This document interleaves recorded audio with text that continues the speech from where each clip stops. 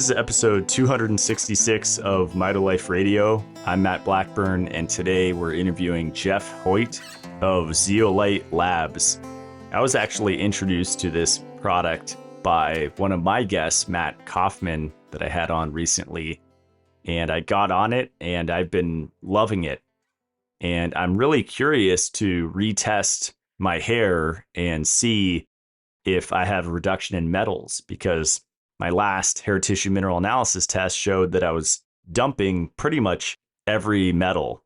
So I've been taking the ZeoCharge zeolite product for several weeks now, and I'm feeling great. I really appreciate how much education he puts out there about his product. And I'm the same way with all of the Mitolife products. It's really heavy on the information side.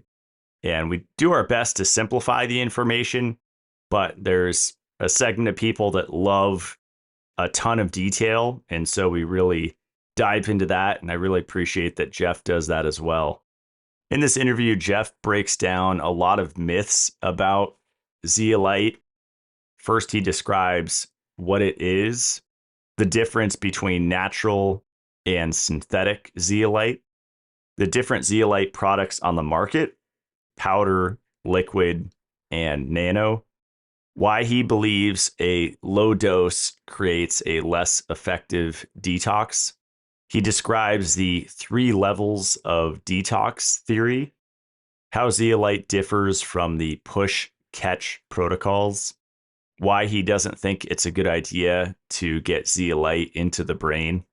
He talks about his favorite form of testing called the oligoscan, what zeolite binds to besides heavy metals, goes into depth on dosage and timing of zeolite, when zeolite disrupts vitamin and mineral status and what to do about it, and a whole lot more. So enjoy the show. Here is Jeff Hoyt.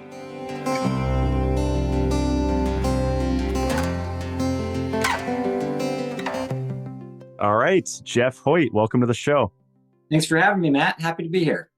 Yeah, this will be fun talking about zeolite. I don't have too much experience with it, but over the last, 4 or 5 years, I've seen the MLM Nano zeolite make the rounds, and a lot of people that were promoting my brand Mitolife were also promoting the liquid zeolite in the nano form. And I started listening to your videos. I was introduced to you by Matt Kaufman, and just started listening to your lectures while I was eating dinner or whatever. And I was really impressed with just the amount of detail that you share on the science of zeolite. And my favorite one was where you break down the difference between your powder zeolite and then the liquid and then the nano. Thought that was really great. Yeah, that's what I've been trying to do. Just put as much information and education out on zeolite, because it's one of the most powerful supplements on the market, but I really think it's one of the most misunderstood and misused. So that's really what I've been dedicating kind of my professional career to the last couple of years, is detox in general, but more specifically zeolite, and the proper zeolite used in the proper way so we can get the right results. How did you get into zeolite and studying it? Yeah, so I had some health challenges growing up. I was on a lot of antibiotics, had some issues really early on. And then we had this big God Heal Jeffrey party when I was, I think, 7. So I was kind of okay from 7 to the teenage years, and then had some shots, we'll call them. I don't know if we can, we'll say shots. I think people know what I'm talking about there. When I was 18 for a high school physical, and, things really kind of spiraled in a negative direction from there. And I had some issues before, looking back on it, like definitely some yeast overgrowth. I remember not being able to drive for more than 10 minutes in broad daylight when I was a teenager. I was on my way to get my license renewed when I was 17, fell asleep behind the wheel. So there's definitely, I had no idea what was going on at the time. I always felt drunk. I'm falling over, no balance, and, definitely some imbalance there, but I didn't really know. And then the shots definitely kind of triggered me, and there was a kind of a negative cascade. Then got into functional medicine a little bit. I moved to Hawaii. I was soaking up sunshine, and was introduced to the concept of functional medicine, started seeing a functional medicine practitioner, And he put me on a food sensitivity. He recommended a food sensitivity test, which I took, and it did help quite a bit to the point where I wrote a job proposal to that laboratory, built a website, hirejeff.com, and ended up going to work for that company. And then I was working with functional medicine doctors, kind of seeing different approaches, what was working well, wasn't. There was a lot of strengths with functional medicine. Now I know there's also some limitations as well. But from there, my grandmother was diagnosed with a late stage cancer, and she was given between 6 hours and 7 days to live. So, very late stage, very rare form. And she was in her 80s, kind of at peace with it, but she decided to fight. So we were praying for her, and she just made a decision like, let's go for it. And she was in the middle of nowhere, right? Living in the middle of nowhere in Iowa, a town of, I think, 112. And she's like, well, we know this guy who sells supplements. And then my grandpa chimes in. He's like, this guy's a con artist. And so he was their computer repairman. But on the side, he's selling all sorts of stuff. So we go and talk to this guy, totally off the grid, really interesting guy. I had no idea what he was talking about at the time, but now it kind of all makes sense. He's talking about nanotech. I mean, this is 10 years ago. He's talking about all this stuff. I'm like, all right. So he recommended a few supplements, and we put her on those. And that kind of sparked my interest in the supplement industry, because there was a particular aloe vera that he recommended, and this stuff was $600 for a bag of it. And I was like, well, why is this $600 when you could get the other stuff? And he's explaining the difference in quality and the manufacturing process, and the content of the active ingredient, aceman. And so I'm like, all right. So that kind of spurred me to look into the science of glycobiology, which is kind of the study of sugar, but really immune regulating polysaccharides. And that was very interesting. So I started my first company, Life Sciences, 8 years ago, based on that concept, kind of the science behind immune regulation.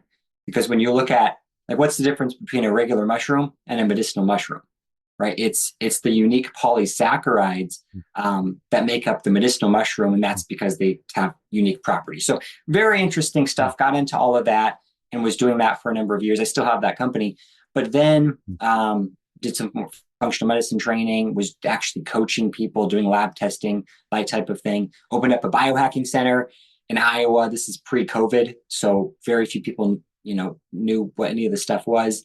So it wasn't wildly successful, but I still thought it was pretty cool. Most of the stuff was for me, right? All the fun stuff. And then I got into zeolite. So I realized that there was something missing. So with the immune regulators, with some really top quality supplements, top quality technology, coaching, diet, lifestyle changes, EMF mitigation, all that, there was something missing. And that really led me to detox. So, and then the question is, okay, how do you effectively detox? Because there's so many protocols, there's so many, there's saunas, there's all sorts of stuff, but a lot of them to me were very limiting or limited in what they could do, and a lot of times too stressful on the body. So I got introduced to zeolite, and I said, okay, this stuff looks pretty cool. And I was first introduced actually to the liquid zeolite, and then I realized, okay, maybe there's something a little better. I then got introduced to the guy who founded the zeolite industry. So I met him and realized that, okay, there's a little bit more to this, kind of got some of the insider information. Then I came out with my first zeolite supplement about 4 years ago. And then from there, we were doing experiments and basically optimizing the particle size arrangement, all this stuff. And that has led me to where we're at now with ZeoLite Labs, which is the next generation version of zeolite, ZeoCharge. So kind of took my experience with the other product, the other zeolite product I was selling, and just made it better. So that's kind of where I'm at. My philosophy with business is kind of just take what's out there and make it better. So I don't have to redo everything, but just combine it to make it better, and then do things differently with the goal of getting results that haven't been seen before. So if I just follow what everyone else is doing, mainstream education, or even alternative mainstream, those type of things, they can take me so far, but I want to do things that no one else is doing to see if I can get even better results. So that's kind of my overall philosophy. That's awesome. Well, yeah, I've been taking it. I was telling you before we hit record, about 20 grams a day, and I might increase it. And we'll definitely talk about dosage, because I think in the supplement world, there's a common idea of less is more, less is safer. I've done so much megadosing of different nutrients, and a lot of them short term. I mean, not for years, which is, I think, when you get into trouble, especially with like, say, fat soluble vitamins. But short term, like a month or two, I think it's a drop in the bucket, really. Um, but before we get into dosage, are we talking about a cage, and is it made of aluminum silicate? Is that? Yeah, so I'll just briefly kind of go over what it is. Yeah. So zeolite, because it is very confusing. There's so much information, and zeolite is a class of mineral. So zeolites by definition are aluminosilicates. So they're made of aluminum and silica. So that's concern number one, because people say, well, if this stuff is made of aluminum and silica, why would you want to put it in your body? The key is that what I like to say is, when you put anything in your body, what is the net effect, right? The total, after all the interactions, everything that happens, what is the end result?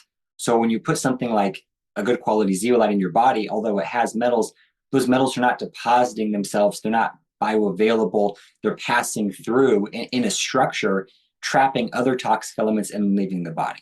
So the net effect is you're actually reducing levels of toxic metals and other toxic elements. So that's one misconception, because there are a number of people who just say anything, shilajit or zeolite or anything from the earth, basically don't consume it because it has metals. Everything from the earth is going to have metals because the earth is made of metals, right? It doesn't necessarily mean it's a bad product. It's just how it's interacting. So zeolites in general, aluminosilicates, they're volcanic minerals, and they have a negative ionic charge. So they're attracted to positively charged elements, which makes it unique. So a lot of the positively charged, positive elements in our bodies are things like the heavy metals, the mycotoxins, ammonia, radioactive isotopes, various toxic elements. What makes zeolite unique to some of the other binders and chelators on the market, there's a number of things, but one is that it's a selective or a smart binder. So it's not just going and grabbing everything with the positive charge, because that's what most things do, and it just results in a stressful experience, and it can deplete nutrients. That's why you have to pulse on and off of it. Zeolite works by a swap mechanism. So naturally occurring, zeolite has electrolytes in its, and yes, it is a cage-like structure. So it kind of looks like a honeycomb cage, which is also unique because it has a stronger ability to trap things in there.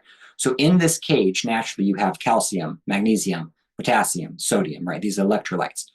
And when the zeolite structure comes across a heavier element, like a heavy metal, it will trade what it has for what it prefers. So if the zeolite structure has the potassium in it that comes across mercury, it trades the potassium for the mercury. If it comes across another essential nutrient, it leaves it alone because it already has the mineral that it prefers. So that's why it's unique. It's very interesting. Now, one thing to consider is zeolite is a broad term. So you can't take the information that is being presented here and apply it to a lot of zeolite supplements. So you've got these different classifications of zeolite supplements as well. First thing to distinguish, is it natural or is it synthetic? Because now we have a number of synthetic and lab grown and fragmented and all these various things where we've taken the zeolite structure, broken it apart, and now you no longer really have zeolite. Right. So that's another issue. That's not going to be a selective binder. There is potential for, aluminum accumulation in the body with those type of things. So what the information that's being presented here is for natural clinoptilolite zeolite. So clinoptilolite is the form of zeolite that was chosen to be used for human consumption for a few reasons. But there's a bunch of other naturally occurring forms of zeolite that are not going to be safe. So just because it's zeolite doesn't mean it's good. A lot of zeolites are going to be quite toxic to you. And so some of the information that you might find online that says, maybe zeolite is toxic, it's because it's not talking about clinoptilolite. That's what's proven to be safe. So that's very important to distinguish. Hmm. Yeah, it's interesting.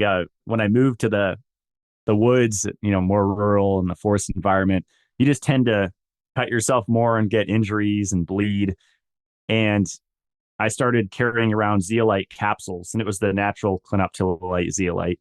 And if I got an injury and I was outside of the house, I would just open a capsule on my skin, mix a little bit of water in it.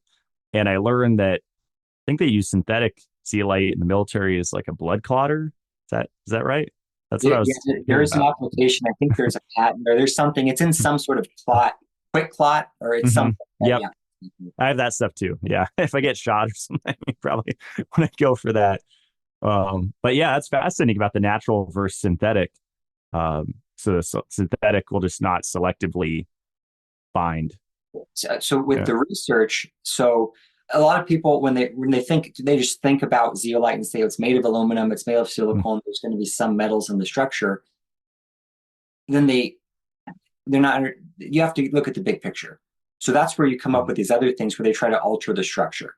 So some of the mm, synthetics, and interestingly, all of the studies, the human studies in animal on clinoptilolite zeolite, none of them have showed any aluminum toxicity or aluminum accumulation. But there is at least one study showing that a synthetic zeolite has been shown to accumulate in organs in the body. So it's really the synthetic that you have to be careful. I mean, the body just doesn't know what to do with it. It's different. It's not a natural form. It's just a completely different ball game there. And then the lab grown is another one that's sold in the supplement form, and that's just another way to say synthetic. mm. So some people talk about, well, we need to reduce the aluminum content of the zeolite so it has less aluminum. You can't do that because it's a structure. So if you break apart the structure, you no longer have this cage, which is the entire point. Now you have potentially these, maybe zeolite fragments or clinoptilolite fragments, whatever they're marketed at, but just different, right? Mhm. It's not. I personally would not put any of that stuff in my body, right? I'm more into the natural. What I like to do is take solutions from nature and supercharge them with science. And I think that's a good way to explain kind of what we've done with the zeolite is it's a naturally occurring mineral and we micronize it so it reduces the particle size, which we'll get into to optimize its effectiveness, but we're not actually altering the structure or trying to synthesize it to make it better because when we try to do that, we usually make it worse. Yeah. Well, can we go into the different products? Because you kind of referred to them earlier. And I think in one of your YouTube videos, you talk about how liquid zeolite is basically just a powder mixed in water, which you have a limitation in dosing, right? Unless you want to pay for a lot of liquid to ship around, which is more expensive. Could you go into that and then as also the nano? Sure. So any supplement, especially a detox supplement or a hot trending supplement, is going to have. It's going to. A lot of companies are going to try to take advantage, hop on the bandwagon, and start coming out with supplements that are easily marketed. And liquid and nano zeolites are just easier. They're trendy. They're easier to market. You don't have to mix powder with water. You just spray it. And I mean, it's easier. So you have to consider that. And originally, there was only powdered zeolite because zeolite is a big mineral. So it looks like this huge rock and then you can process it into smaller sizes. There's no such thing as liquid zeolite in itself. There was a pharmaceutical company who had patented a, a liquid zeolite. They liquefied the zeolite, but they couldn't do anything with it because it destroyed the structure. So that no one uses liquid. So there's no such thing as liquid zeolite. So when we refer to liquid zeolite, we're referring to the micronized zeolite, and then it's mixed with water. So I think there's three categories when we're talking about, let's just say natural zeolites. You've got the powders, you've got the liquids, and you've got the nanos. So initially, everything was a powder, and there are various particle sizes, generally just GI binders, kind of, really grainy, large, kind of unpleasant, kind of sandy type, just for a gut binder, kind of like a charcoal or a clay or something else of that nature, except still has a different set of advantages because it's a selective binder. So it can be taken on a consistent basis. You don't have to worry about nutrient depletion, et cetera. So then you had this liquid zeolite movement, and most of them, they were just taking the powder that was available and they were mixing it with a bit of water and they were calling it a liquid zeolite. And, because it's trendy and all this other stuff, most of them were marketing it as super small particles or nano, but it was exactly the same thing. And on the label, you're looking at less than 1 milligram of zeolite. And then when you're looking at the powders, you're looking at maybe, 5,000 milligrams or 1,000 milligrams at least, kind of depending. Even the capsules, probably 500 milligrams per cap type of thing. So there was that. And that, I think people kind of started catching on that was a little bit of a scam.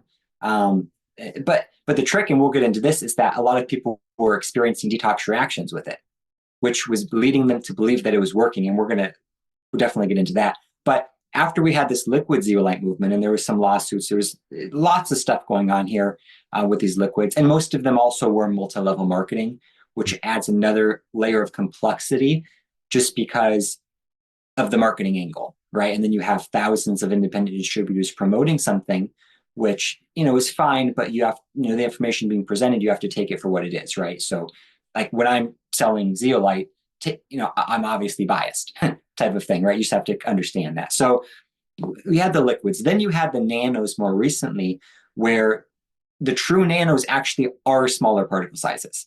So that's the good news, right? They've actually done something a little bit different. It's a different manufacturing process, and you've got these super small particles mixed with water. So those at least are a little bit more legitimate than the straight liquids that are just the powders mixed with water. But still, I don't recommend them for a number of reasons, which I can get And into. yeah, I'd love that. Yeah. Right. Am I guessing correctly where the one thing is you just can't high dose it enough, or if you would, it would be really expensive? Yeah, so the two really things that I focus on with the Zeo, really any supplement, is quality and quantity, right? You want to, if you don't have the proper quality, you don't want to take it at a high dose, right? So those are the two things. With zeolite, it's especially important because this approach of start low and work your way up, which is great, and I was trained in that. Most people are. That's great with a lot of things, but it doesn't work with zeolite. Really, so the approach I developed, and I have a 14-page document explaining it in great detail if anyone wants to, nerd out about it on the website. But it's just you start with a high dose and you work your way down, because a low dose is more likely to cause a detox reaction than a high dose, because a low dose is a less efficient detox. So what happens is when you take a little bit of zeolite, so this could be my product, ZeoCharge, it could be a liquid or a nano, whatever, you take just a tiny, it's a micro dose. It goes in, it stirs things up, it kind of makes a mess. But then your body has to deal with that mess. When you take a larger dose, you still make a mess, but there's enough available zeolite cages to clean up its own mess.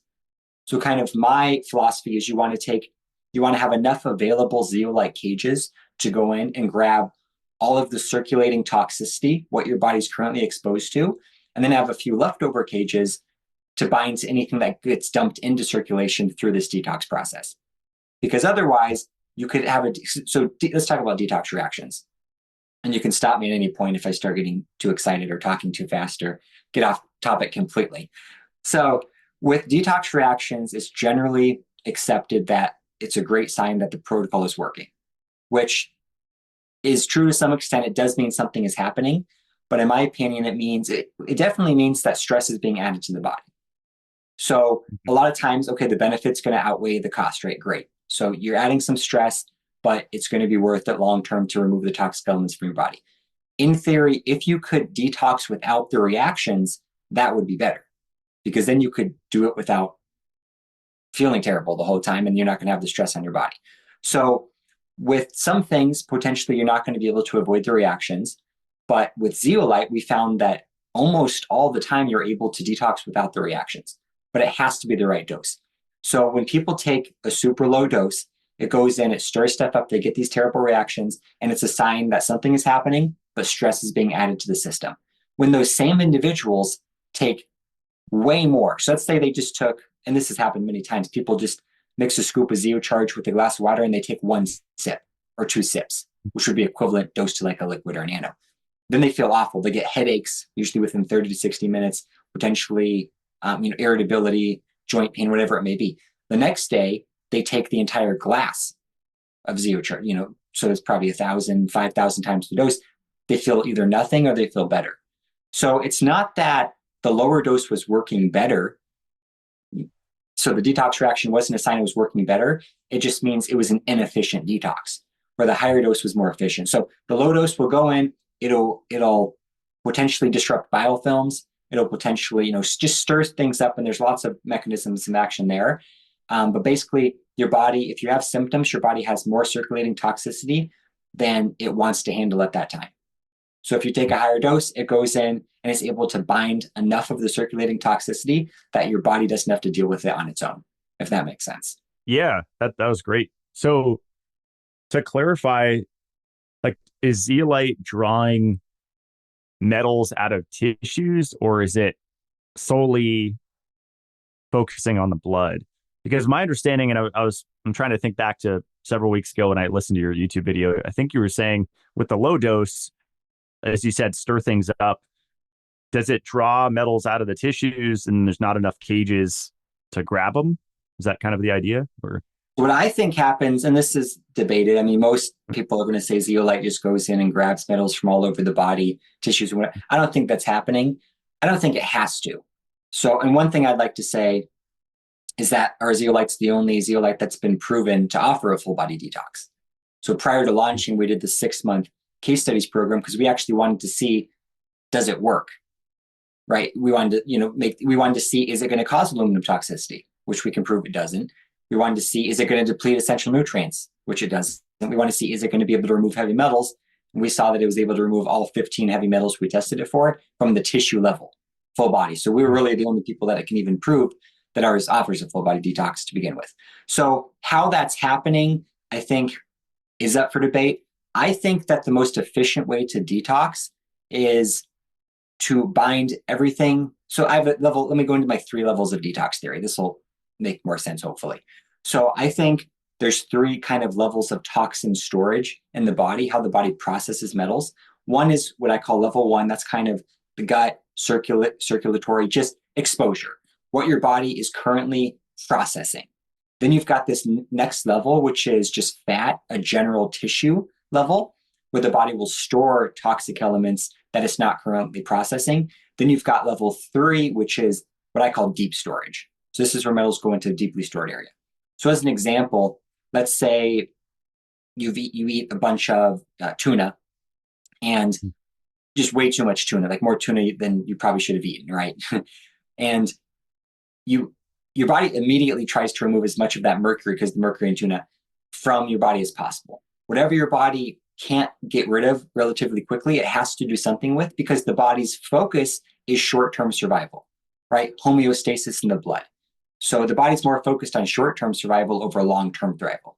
So what the body does is tries to get everything out. Whatever it can't get out, it doesn't want to continue floating around, because as it's floating around in level 1, then it's being attacked by the immune system. That's stimulating an inflammatory response, causing stress. So the body will then tuck it into fat somewhere. And this is generally where it's going to go into level 2, which is just general tissue. And I think it's a short-term holding area for these metals and toxic elements. And then if level 1 clears out and you have enough, I call it detox energy, then your body will release this short-term storage mercury back into level 1, you get it out. But a lot of times that just never happens because you continue being exposed to all sorts of other stuff. If level 2 fills up, then it has to go somewhere. And that's where the mercury goes into the deeper areas, which is level 3, which is really more organs. Now, sometimes it just goes straight into organs. I think there's just different storage units. But I think the key to detox is to effectively remove the level 1 toxicity, what you're exposed to. And that raises your body's detox energy and allows your body to naturally start pushing out the metals and other toxins from organs and tissue. I think what the problem with most detox approaches is they go in, and maybe it's just a different approach, but I think what most detoxes do is they go in and try to rip out metals or push metals from tissue and organs, and then they end up in circulation and just being exposed in level 1, and that's where you're getting all these symptoms. Because if you were already at max capacity in level 1, you had met your stress threshold, and now you added more to it, you're going to get a lot of symptoms because you can't handle it. So the healthier you are, the faster you detox. So one of the keys to detox is getting healthy. Of course, that's easier said than done.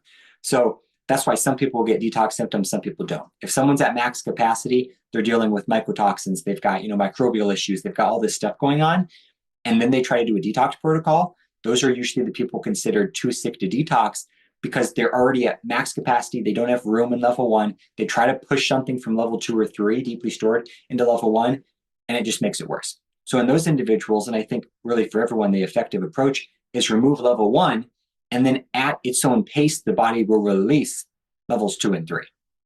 So you've got traditional approaches that are push catch, right? So you push metals from organs and tissue into level 1, and then you catch them with binders.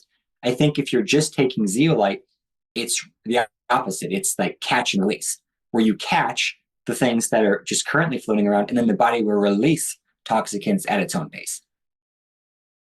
That was a great explanation. And are you a fan of coffee enemas and sauna? Because I know the HTMA people, I've had a lot of them on the show, and that's kind of their go-to for kidneys and liver support. Yeah, I think those can be effective as well. I try sometimes. I think with detox, less is more. There's a Mm. point that I call max detox, where your body's going to be detoxing as fast as it ever will. And if you keep adding detox supplements and technologies on after you're at max detox, it's not going to increase the detox at all. So once you hit max detox, I think you can just continue doing what you're doing. And at that point, I don't think you want to be adding anything else in because it could potentially be causing stress. And the only thing that can happen is it slows down the detox. So I think sometimes what happens is the detox gets so stressful that your body goes into survival mode and stops releasing the deeply stored metals. And it just depends on the health of the person. So it is interesting. I think the people that have found the best results with the ZeoCharge are those who are deemed too sick to detox and then have tried other detoxes and it's just been too harsh for them because it's just the reverse approach.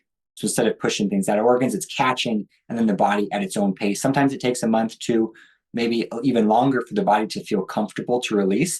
But that's why you don't get the reactions because you're only releasing at your own pace. Hmm. I wonder if that's why, or one of the reasons, of course, there's always mental, emotional stress that's a huge could be a root cause of health issues. But I wonder if that's why a lot of people can't experience weight loss in a regular sauna routine is because they're releasing these metals from their adipose and then they're just circulating and getting redistributed, right? And we know that heavy metals are obesogens, right? Yeah. Yeah, absolutely. So, and that's why, I mean, when you think about it's all the body's intelligent, right? When we try to outsmart the body, we always lose that battle. And I think that's a lot of times what we try to do with detox. And when you think about the body's focus, which is, homeostasis in the blood, it's short-term survival, the body would prefer to keep something incredibly toxic like mercury in fat or even in your brain. Even if it's deteriorating your brain, it would prefer that to having it exposed and being attacked by the immune system, causing inflammation. Because when you tuck these metals away, they're hiding from the immune system. Now they might be still causing, nervous system issues and other issues, but it's still less stressful than having them floating around being actively processed by the body. So that's what I think that's a really important key to understand when you're thinking about detox is just what is the body prioritizing. So if your body is focusing on mental emotional stress and any sort of stress is anything that makes the body work harder than normal to stay balanced. That could be anything. As your body's focusing on those things, that's taking away from your body's natural detox energy, just the total resources it has available to allocate towards detox. And at that point, you're just all those metals that are stored, whether it was from a slow accumulation over time or it was from a couple of acute exposures, they're just not going to go anywhere because your body's not going to have the confidence to be able to release them and safely get them out of the body without causing too much issues. Hmm. And I've seen this with chelation, which is very interesting. And this was a big shock to me because there's one chelator, OSR, which from Boyd Haley, which is the strongest known chelator, lots of clinical research on animals and humans. And it's for mercury. And no, don't go out and buy this, people. I'm not promoting it. I used to, and you can't get it either. It's in trials to be a drug. But so this is stronger than like EDTA and waste, but not even EMPS and okay, not even close. By far the strongest, and it's specifically designed for mercury because most of the chelators are not effective at all for mercury. Mm-hmm. And this is hydrophobic, so it goes straight into fat. Wow. It was specifically designed by this guy Boyd Haley to remove mercury from your brain because he was doing research at University of Kentucky, discovered the correlation between Alzheimer's, mercury toxicity, and said, how do we get it out? And there was no effective solutions to his knowledge. So he developed this compound.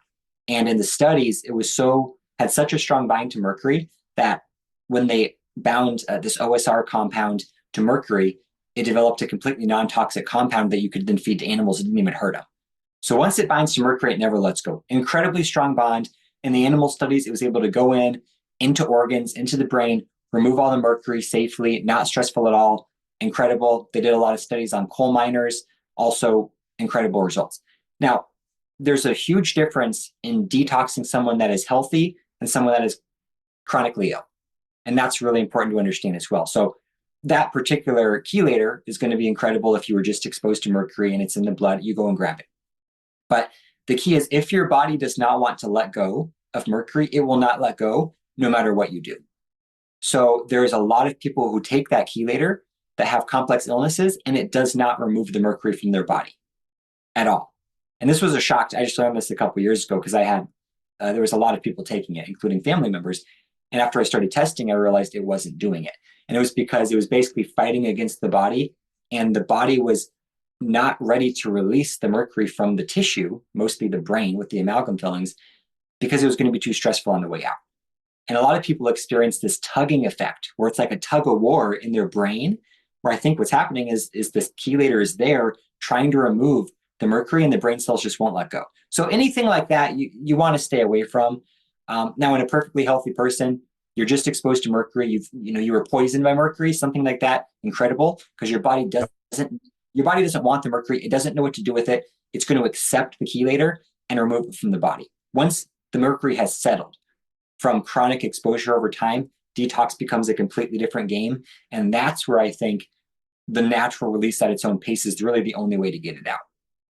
Have you heard of the Andrew Cutler protocol? My friend did that for a while, and he said it was hugely beneficial with ALA, alpha lipoic acid, but it was every 4 hour dosage, and you have to do it consistently for I think it was a minimum of 2 weeks.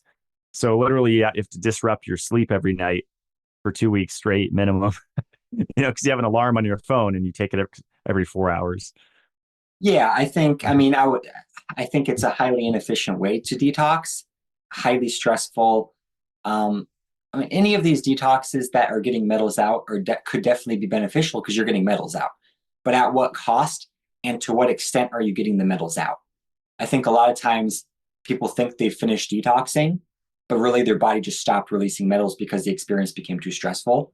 I think that's one thing. And from testing that I do, the tissue testing, it's very difficult. Sometimes it's very difficult to remove, especially mercury from tissue. A lot of the other metals are very easy, but when it comes to deeply stored mercury, especially people that have 12, 14 amalgam fillings in their mouth, they all have mercury in tissue, every single one I've ever tested. And it's just been there for 30, 40, 50 years. It's hard to get rid of. So things like the Andy Cutler protocol, it's definitely helped a lot of people, so I don't want to say anything bad about it, but I wouldn't recommend it to anyone personally. I found a lot of people switched over to ZeoCharge, and it's worked not only much more effectively, but much faster. And that just goes back to a lot of people, they're not experiencing any reactions at all when they take ZeoCharge, so they don't think it's working as well. But really, it's just working so much more efficiently. And then they start testing and they realize not only is it working, it's working faster than the other detoxes because it's so efficient and the body's willing to release more metals at a time. So back to your question, which I never answered, about does the zeolite go into tissue? I don't know. I would assume that no zeolite goes into tissue. It's actually just going to be binding free floating toxicity, and then the body will naturally release tissue at its own pace. And I'd also like to say something about detoxing the brain, because one of the claims for a lot of zeolite products, and like one of the main reasons people buy the nanos, is because they say, well, it's small enough to get into your brain. And the best way to detox your brain is not to put anything, especially zeolite, in your brain. Do you really want zeolite in your brain? I don't want zeolite in my brain. So we don't want anything that small, first of all, because the best way is to remove the circulating toxicity, and then the body, through its natural glymphatic and natural detox functions, will push metals out of the brain. So I think that's what's happening. One more thing on that, and then I'll let you ask another question. So I'm trying to circle back to some of the questions I didn't answer when I went on a little rant there. But with the liquids and the nanos, once again, the whole point is, well, these are small enough to be able to be absorbed into the circulatory system and detox the entire body. And they're claiming that the powders are not small enough. And a lot of the powders are larger particle sizes. We basically combined the super small particles with the large particles. We don't have anything in the nano range, like less than 100 nanometers, because we don't see any benefit to that. Because when you have something so small, a lot of the toxic elements are larger than the cage. And if it can't fit in the cage structure, you've kind of defeated the purpose. So we have what we basically think is the optimal range. So we've got less than sub 1 micron, so super tiny. And then we go up to about 6 micron. But we don't have anything. Our old version that was up to like 25 micron. Some of them are like 80 or 120, really grainy. So we've done a lot of work. But the liquids and nanos at the dose, in order to even be absorbed, as they're all claiming they are, when you think about the absorption process, you take the nano or the liquid, assuming it's just traditional zeolite. There are maybe 1 or 2 liposomals, so we'll exclude those for now. but just the normal zeolites, they're going to have to be absorbed through the GI tract.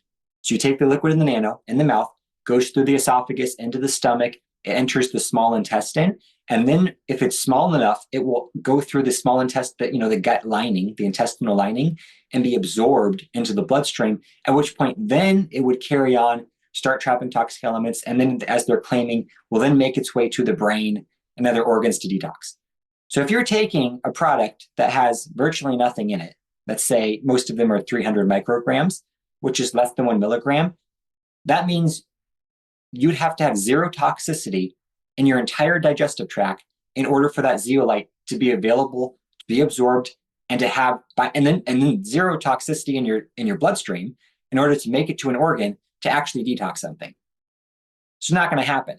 So when you really stop to think about some of the claims that these zeolite companies are making, it's marketing, right? So I don't claim that it's going into the brain. I don't claim it's doing any of that stuff because I don't know. I don't think it is, but I don't think it has to be. In theory, the only way to actually get any zeolite into the bloodstream would to take a high enough dose to bind all of the toxicity in the digestive tract and then have leftover cages to actually be absorbed into the bloodstream. That's the only way to do it when you really think about it. So so the liquids and nanos, once again, people have reported good success. So I don't want to completely say they're completely worthless, like with anything. And I think there's a number of mechanisms potentially there. One, placebo. It is very powerful, right? And when you have 10,000 reviews, 5-star reviews of something, it's going to be powerful. And if that's helping someone, fantastic. You can keep taking the product. Even super low doses in some people can be helpful as well, not because it's necessarily detoxing, but because it's binding. And those are the kind of the two classifications of what happens when you take a zeolite. You've got a binding effect and you've got a detox effect. So when I say binding, I'm referring to level 1 exposure. And that's usually what makes you feel good. When you take a zeolite product and you feel better right away, it's generally not because you're removing deeply stored mercury and metals. It's because you're binding to various toxic elements that were stressing out your immune system and causing your body to work overtime to stay balanced.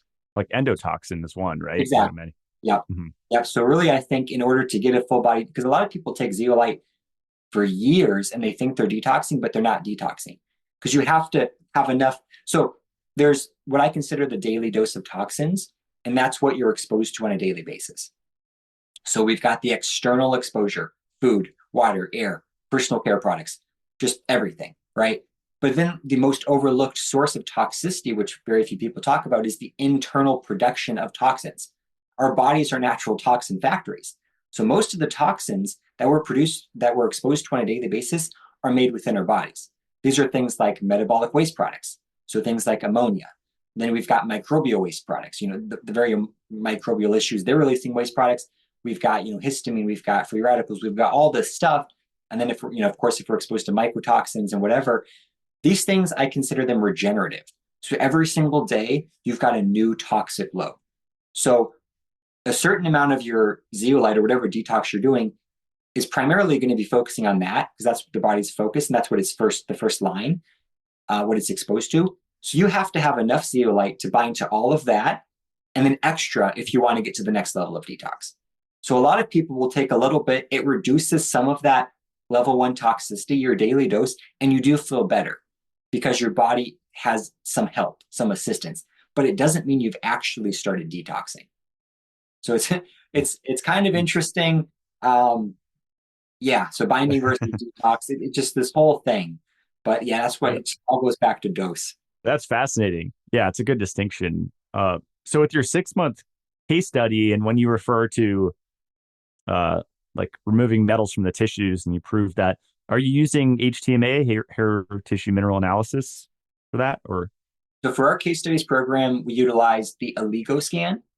Okay. So OLIGO scan, and it's a tissue test. So it's really the only one because you've got, and all the tests, I like all the tests. It's just you have to understand what you're looking at.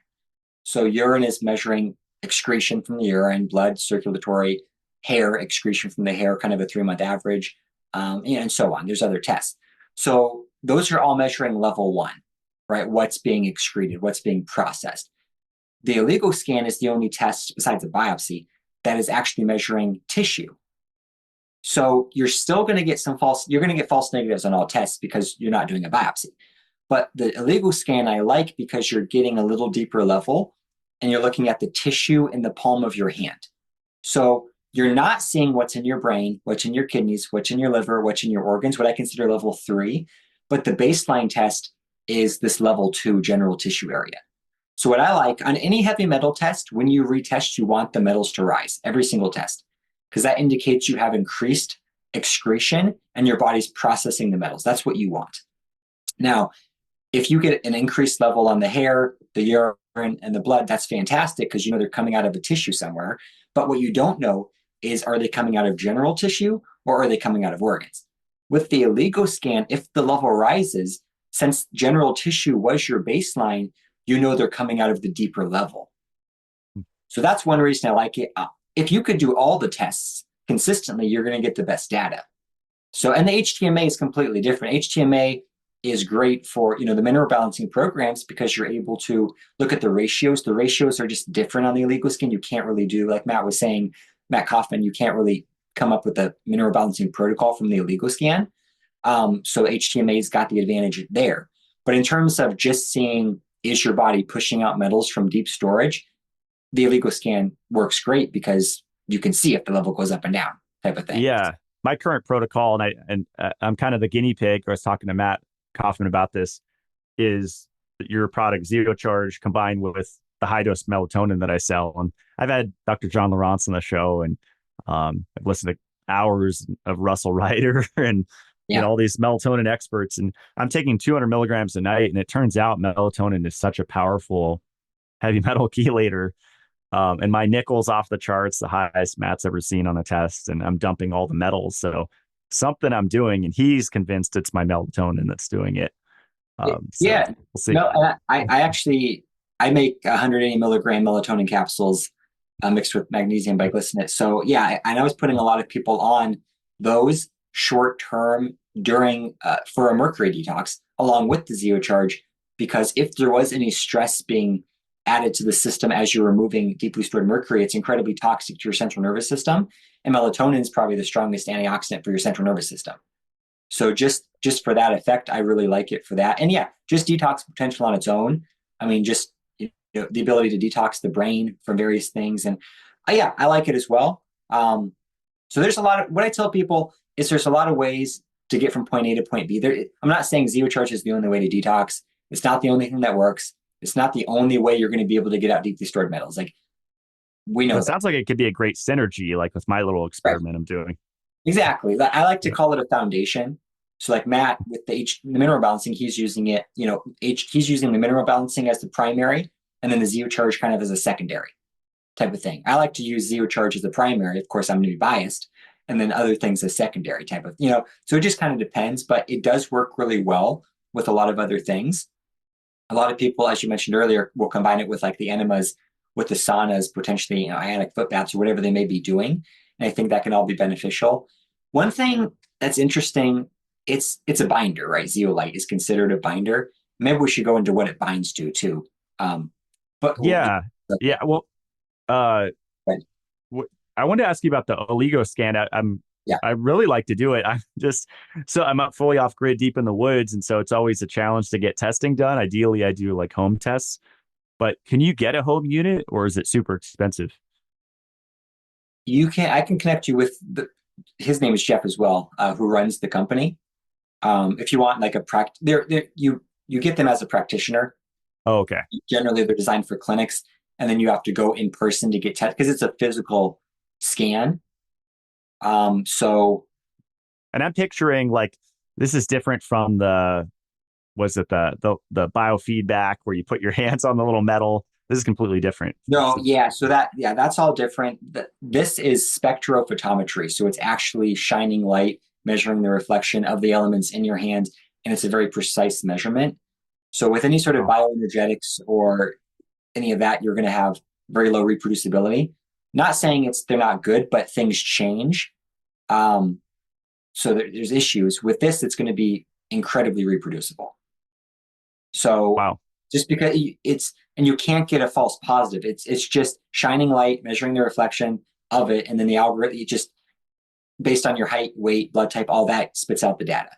Is it because every mineral has a different light Yeah. emission? Is that I mean, okay? if you look at this is how a lot of lab tests are analyzed. When you send in your blood for just a traditional lab panel and a lot of things, people are not looking at that blood through a microscope, right? There's light spectrometry, there's light, there's things shining at it, measure. It's the same concept, very similar concept in a lot of lab tests. So yeah, it's not like exactly new technology, but this is unique because they basically had to develop the reference range, and that's what took so long. So they had to sample, I don't 100,000, I don't know, people from all over the world to determine what is a normal level of these metals and minerals. Because that's what you have to do with any lab test is you have to test a bunch of people and you basically take the average or the median, and that's, the baseline level. So that's what they had to do, and that's what took them so long to develop the technology. But it's a very simple technology just for, people that understand that science. So I That's like really it. cool. I think it's I'm really looking cool. I'm looking forward to doing it. That sounds exciting. Yeah. Um, So I'm gonna be with them in 2 days in Vegas for this dental conference. So they go to a lot of events. So if you're at like the biohacking events, or they'll be at Dave Asper's event in whenever that is, end of May. They're at a lot of stuff. So if you ever go to those events, look for them, the Illegal Scan, and you can buy a test from them and get the results. The results are instant. So you get the test, you get it right away. Yeah. So that's what I like. that's cool. Let's talk about what zeolite binds to. I love on your website. There's just so much information you could spend hours, and I'm all about that with Mitolife too. It's just like just throwing tons of detailed information out there on all the products and all the nuance and details. And I like that you do that with ZeoCharge.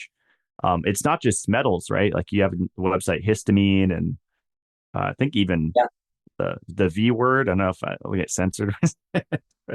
A lot of stuff. It binds to a lot. There's two ways that zeolite detoxes: direct binding capacity and indirect detox effect. So directly, it's been shown to bind to a number of things, which I think is what makes it so effective. So heavy metals, it binds to mycotoxins like aflatoxins, ochratoxin A for sure. It binds to radioactive materials like cesium and strontium. And in fact, zeolite was used commercially after Chernobyl nuclear disaster to help clean up the water supply in the environment. And it reduced cesium by like 99% or whatever it did an incredible job. So it's been used commercially, and zeolite is used for a number of industrial commercial purposes, water filtration, all sorts of stuff. And that's another reason you have to be careful, because a lot of companies take this commercial zeolite from these commercial US or China mines, wherever they're coming from, package it and say, here you go. And it's going to be completely different. It's just not what you want. So it's binding to mycotoxins, to radioactive materials, to histamine, to free radicals, which is interesting. The metals, ammonia, which is the big one. I think that's a really big one. It binds to Does it touch like bacteria or? It it definitely helps balance bacteria, but I think it's not binding directly to the bacteria because it doesn't bind to good bacteria. So I don't think it's binding to any bacteria itself. It's binding to the lipopolysaccharides from the gram-negative bacteria. So I think that's what's happening, and just improving the environment so that your body can naturally balance out the microbial issue. So one of the things that a lot of bacteria produce is ammonia. So things like that, it definitely binds to.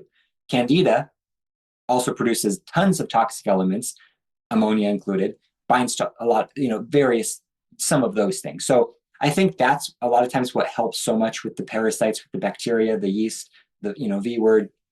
It's not, well, the V word, it actually does directly bind to. If we're talking about, cool. There's multiple. I'm extremely shadow banned on Instagram, so now I'm like, I don't know if they take me off podcasts, the Apple, so I'm trying not to hit the buzzwords. Yeah, it's not the mRNA one. We're talking right. like the common cold. Yeah, Type thing. Okay. So there's been studies showing zeolite does directly bind to V particles. Okay. Wow. Right, including COVID, recent study. So because you could really, like, you went to the particle size earlier, you can look up the particle size of different things, and most of the time you could see what zeolite will capture. What 100 nanometers up to 6 microns? It just depends on, so there's the particle size, but it really depends on what it has a binding affinity to. Mm. based on atomic weight and a number of other factors. So one is the size, and quickly on the size, what zeolite can both absorb, basically adsorb and absorb. So it can bring things into its structure through that swap mechanism, which is the most efficient way to detox, but it can also adsorb, attach toxic elements to its structure. So technically, let's say you have a 100 nanometer zeolite cage and it comes across a 300 nanometer toxic element, it could still, that toxic element could attach to the surface, but it's not going to be as strong of a bond. It's more likely to drop it. And that could be an issue. There's a limit. So if you have something that's multiple microns, maybe it's not going to bind. Like a lot of the nanos are like two nanometers. So if you have something that's 2 nanometers, then you have a mycotoxin that's 100 nanometers, or maybe like a multiple, like like 1,000 times or 100 times. It's like, how efficient is it really going to be able to detox that specific thing? And that's where I think the larger particles are a little better. So the argument, I'll give credit to the nanos here. The argument is the smaller the particle size, the more surface area you have, which is true to some extent. So if you have these super, because otherwise people would say, why don't we just take super large particle zeolites? Because they're going to be able to bind everything. Now, the issue there is that you would need to take such an incredibly high dose that it would just be undoable and it would be very unpleasant because there's less surface area with the larger particles. So that's where we wanted small enough to be able to get what we needed to get for surface area, but large enough to be able to trap everything we wanted to trap. So it's kind of how that works. And then it's not just going to trap everything though. It's based on, it's a selective binder. Mm-hmm. So that's where it's going to be able, it's been shown to bind to a lot of toxic things, but I think what's misunderstood, what's overlooked, and probably even more important is the indirect detox effect. So as you remove so much circulating toxicity and all these metabolic waste products and various things, then your body is able to naturally release indiscriminately toxic elements. So that's why zeolite can detox fluoride, and it can detox it has no direct affinity for fluoride at all, but it can detox fluoride. So I think it can detox a lot of other things, but that's just because now the body has enough energy to dump these things that it was storing in tissue or bone or wherever it was storing it, because zeolite bound to so many things that it was attracted to. So when people ask me, does ZeoCharge detox this? Does it have a direct binding capacity for it? That's one question, but does it detox it? Probably. Yeah. It doesn't have to have a direct binding capacity to detox it. Have you looked into aldehydes? I had a practitioner on a couple times, and he's all about aldehyde toxicity, that said most of the plants walking around drunk, even if they're not drinking alcohol. I haven't looked into that. Okay. Because I'm curious if it would help with drink alcohol consumption or just endogenous. It does. Actually, it does. So actually, I have looked into it a little, but the original use case for a zeolite supplement was a hangover cure. Oh, really? Actually, initially. So it actually does absorb aldehyde. It absolutely does. I think some companies will market it for that. So it actually, that's funny. Yeah, it actually does help quite a bit with that. It absorbs a number of gases as well. So they were even looking at it at one of the Ivy League schools for like methane gas and things. They're using it in different like plastic materials for like food storage to absorb gases as they start decaying. So it's used for a lot of different things. But yeah, I think it's really, and I think that's why zeolite is so much more powerful than the synthetic chelators and a lot of detox agents, because they're so selective. So like back to the OSR, way stronger bind than zeolite to mercury. But we found that the ZeoCharge is much more effective at detoxing mercury than that. And that's what was stunning. And I didn't know this until the case studies, because before I was saying, yeah, we need to take all this stuff. But then I realized just by removing all this broad, spectrum toxicity in level 1, the body naturally releases the mercury from deep storage on its own. And that's more effective than trying to go in and rip it out. That's what was interesting. Have you ever heard of magnetochelation? Like I had Dean Bonley on the show before he passed, of Magnetico sleep pads. And I slept on that for years off and on. Like I cycled it. Like I would do 3 to 4 years straight and then take a couple years off and then get back on it. And it's pretty intense. I think because I was on 0 binders, like absolutely none. I mean, I was on Shilajit, for over a decade now, but I feel like it had long-term negative effects. And I wonder if because he has a lecture on it on YouTube still. It's great. I've watched it countless times. It it does push the metals out. And so if they're just circulating and then they just get redistributed, I think I was doing that to myself for Yeah. years and years. And I think it just depends. So that's the thing. There's all these different approaches, and it just depends on, is it going to work for you specifically? Because a lot of people, especially the general healthy people, a lot of these detoxes are going to work because their body has enough natural capacity, enough resources to safely escort these metals out as they're being released by these various technologies. But the people that are at full capacity, they're super stressed with various chronic illnesses, that's where the issue is, because their body just can't handle it, and their body's going to have a difficult time releasing, because as a self-defense preservation mechanism, it's just going to keep things in storage. So that's an interesting point. A lot of people with a complex illness, they'll get tested, they have high heavy metals, or they have low because their body's not excreting. But everyone with a complex illness automatically has high heavy metals, every single person. Now, that doesn't mean the heavy metals are the root cause of the complex illness. It could be that they are a result of the complex illness. So if someone is dealing, some sort of autoimmune condition or cancer, whatever it may be from anything over time, their body has to put so much focus on that condition, then the body's not going to have energy to work on detox. It's not going to be able to prioritize it as much. So then you're going to be slowly accumulating these metals and other things over time just from daily exposure. And that's how people end up just getting incredibly toxic. And they just end up with all this toxicity, not necessarily because they're like, where did I get it? It's not like there was some huge event that caused it. Maybe there was in some people, but usually it's just a slow grind over time that their body wasn't naturally detoxing. So it kind of all comes down to how much is your body, whatever's coming in, how much is your body getting out? If everything that's entering your body can get out right away, you're not going to have accumulation. If your body can't keep up with a daily dose of toxins, then you're going to get a little bit of accumulation every single day. And over time, that adds up a lot. And that leads us to duration of detox, because people think, I'm going to go on a 30-day detox. I'm going to take this smoothie or juice cleanse or whatever, and they're going to get all this metal out of their body. It all depends how long you been accumulating. If you've had a mercury amalgam fillings in your mouth for 30 years, your body's not going to let go of all that mercury and all the other metals in a month or 2 or 3 or 4 or 5 or 6. It's going to take a long time because the body only detoxes at its own pace. So, and that's another interesting thing. People say I'm detoxing too fast.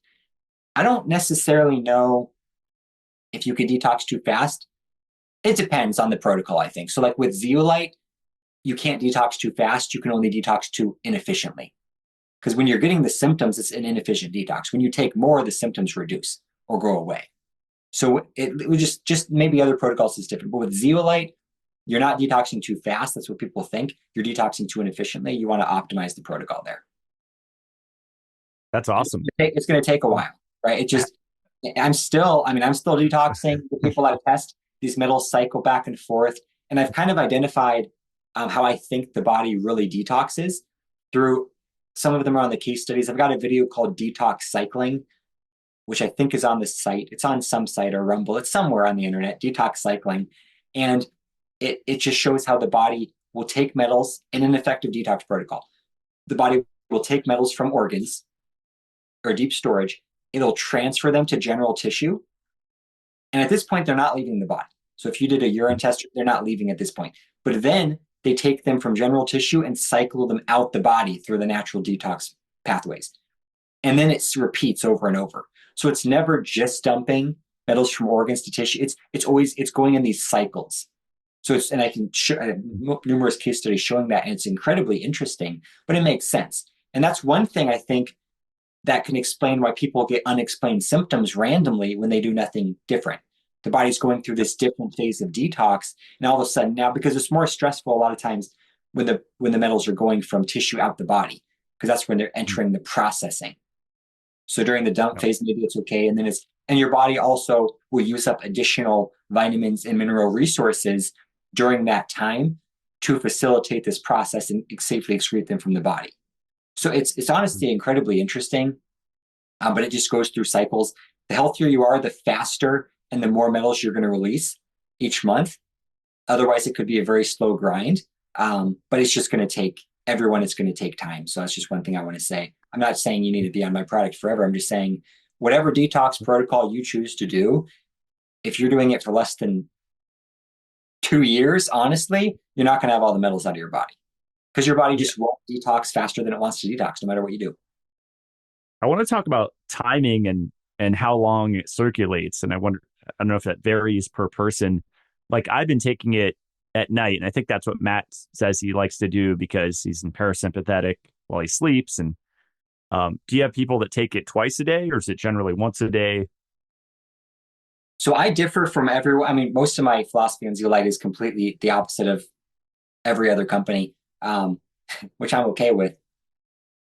So whether you can decide if I'm right or I'm wrong, but so with the dosing, and I always encourage experimentation as well. Figure out what works for you. There's so many factors. These cookie cutter approaches, you just have to personalize everything to you. So in terms of dosing, I have found that one single dose per day is much more effective and gentler on the body than doing multiple doses.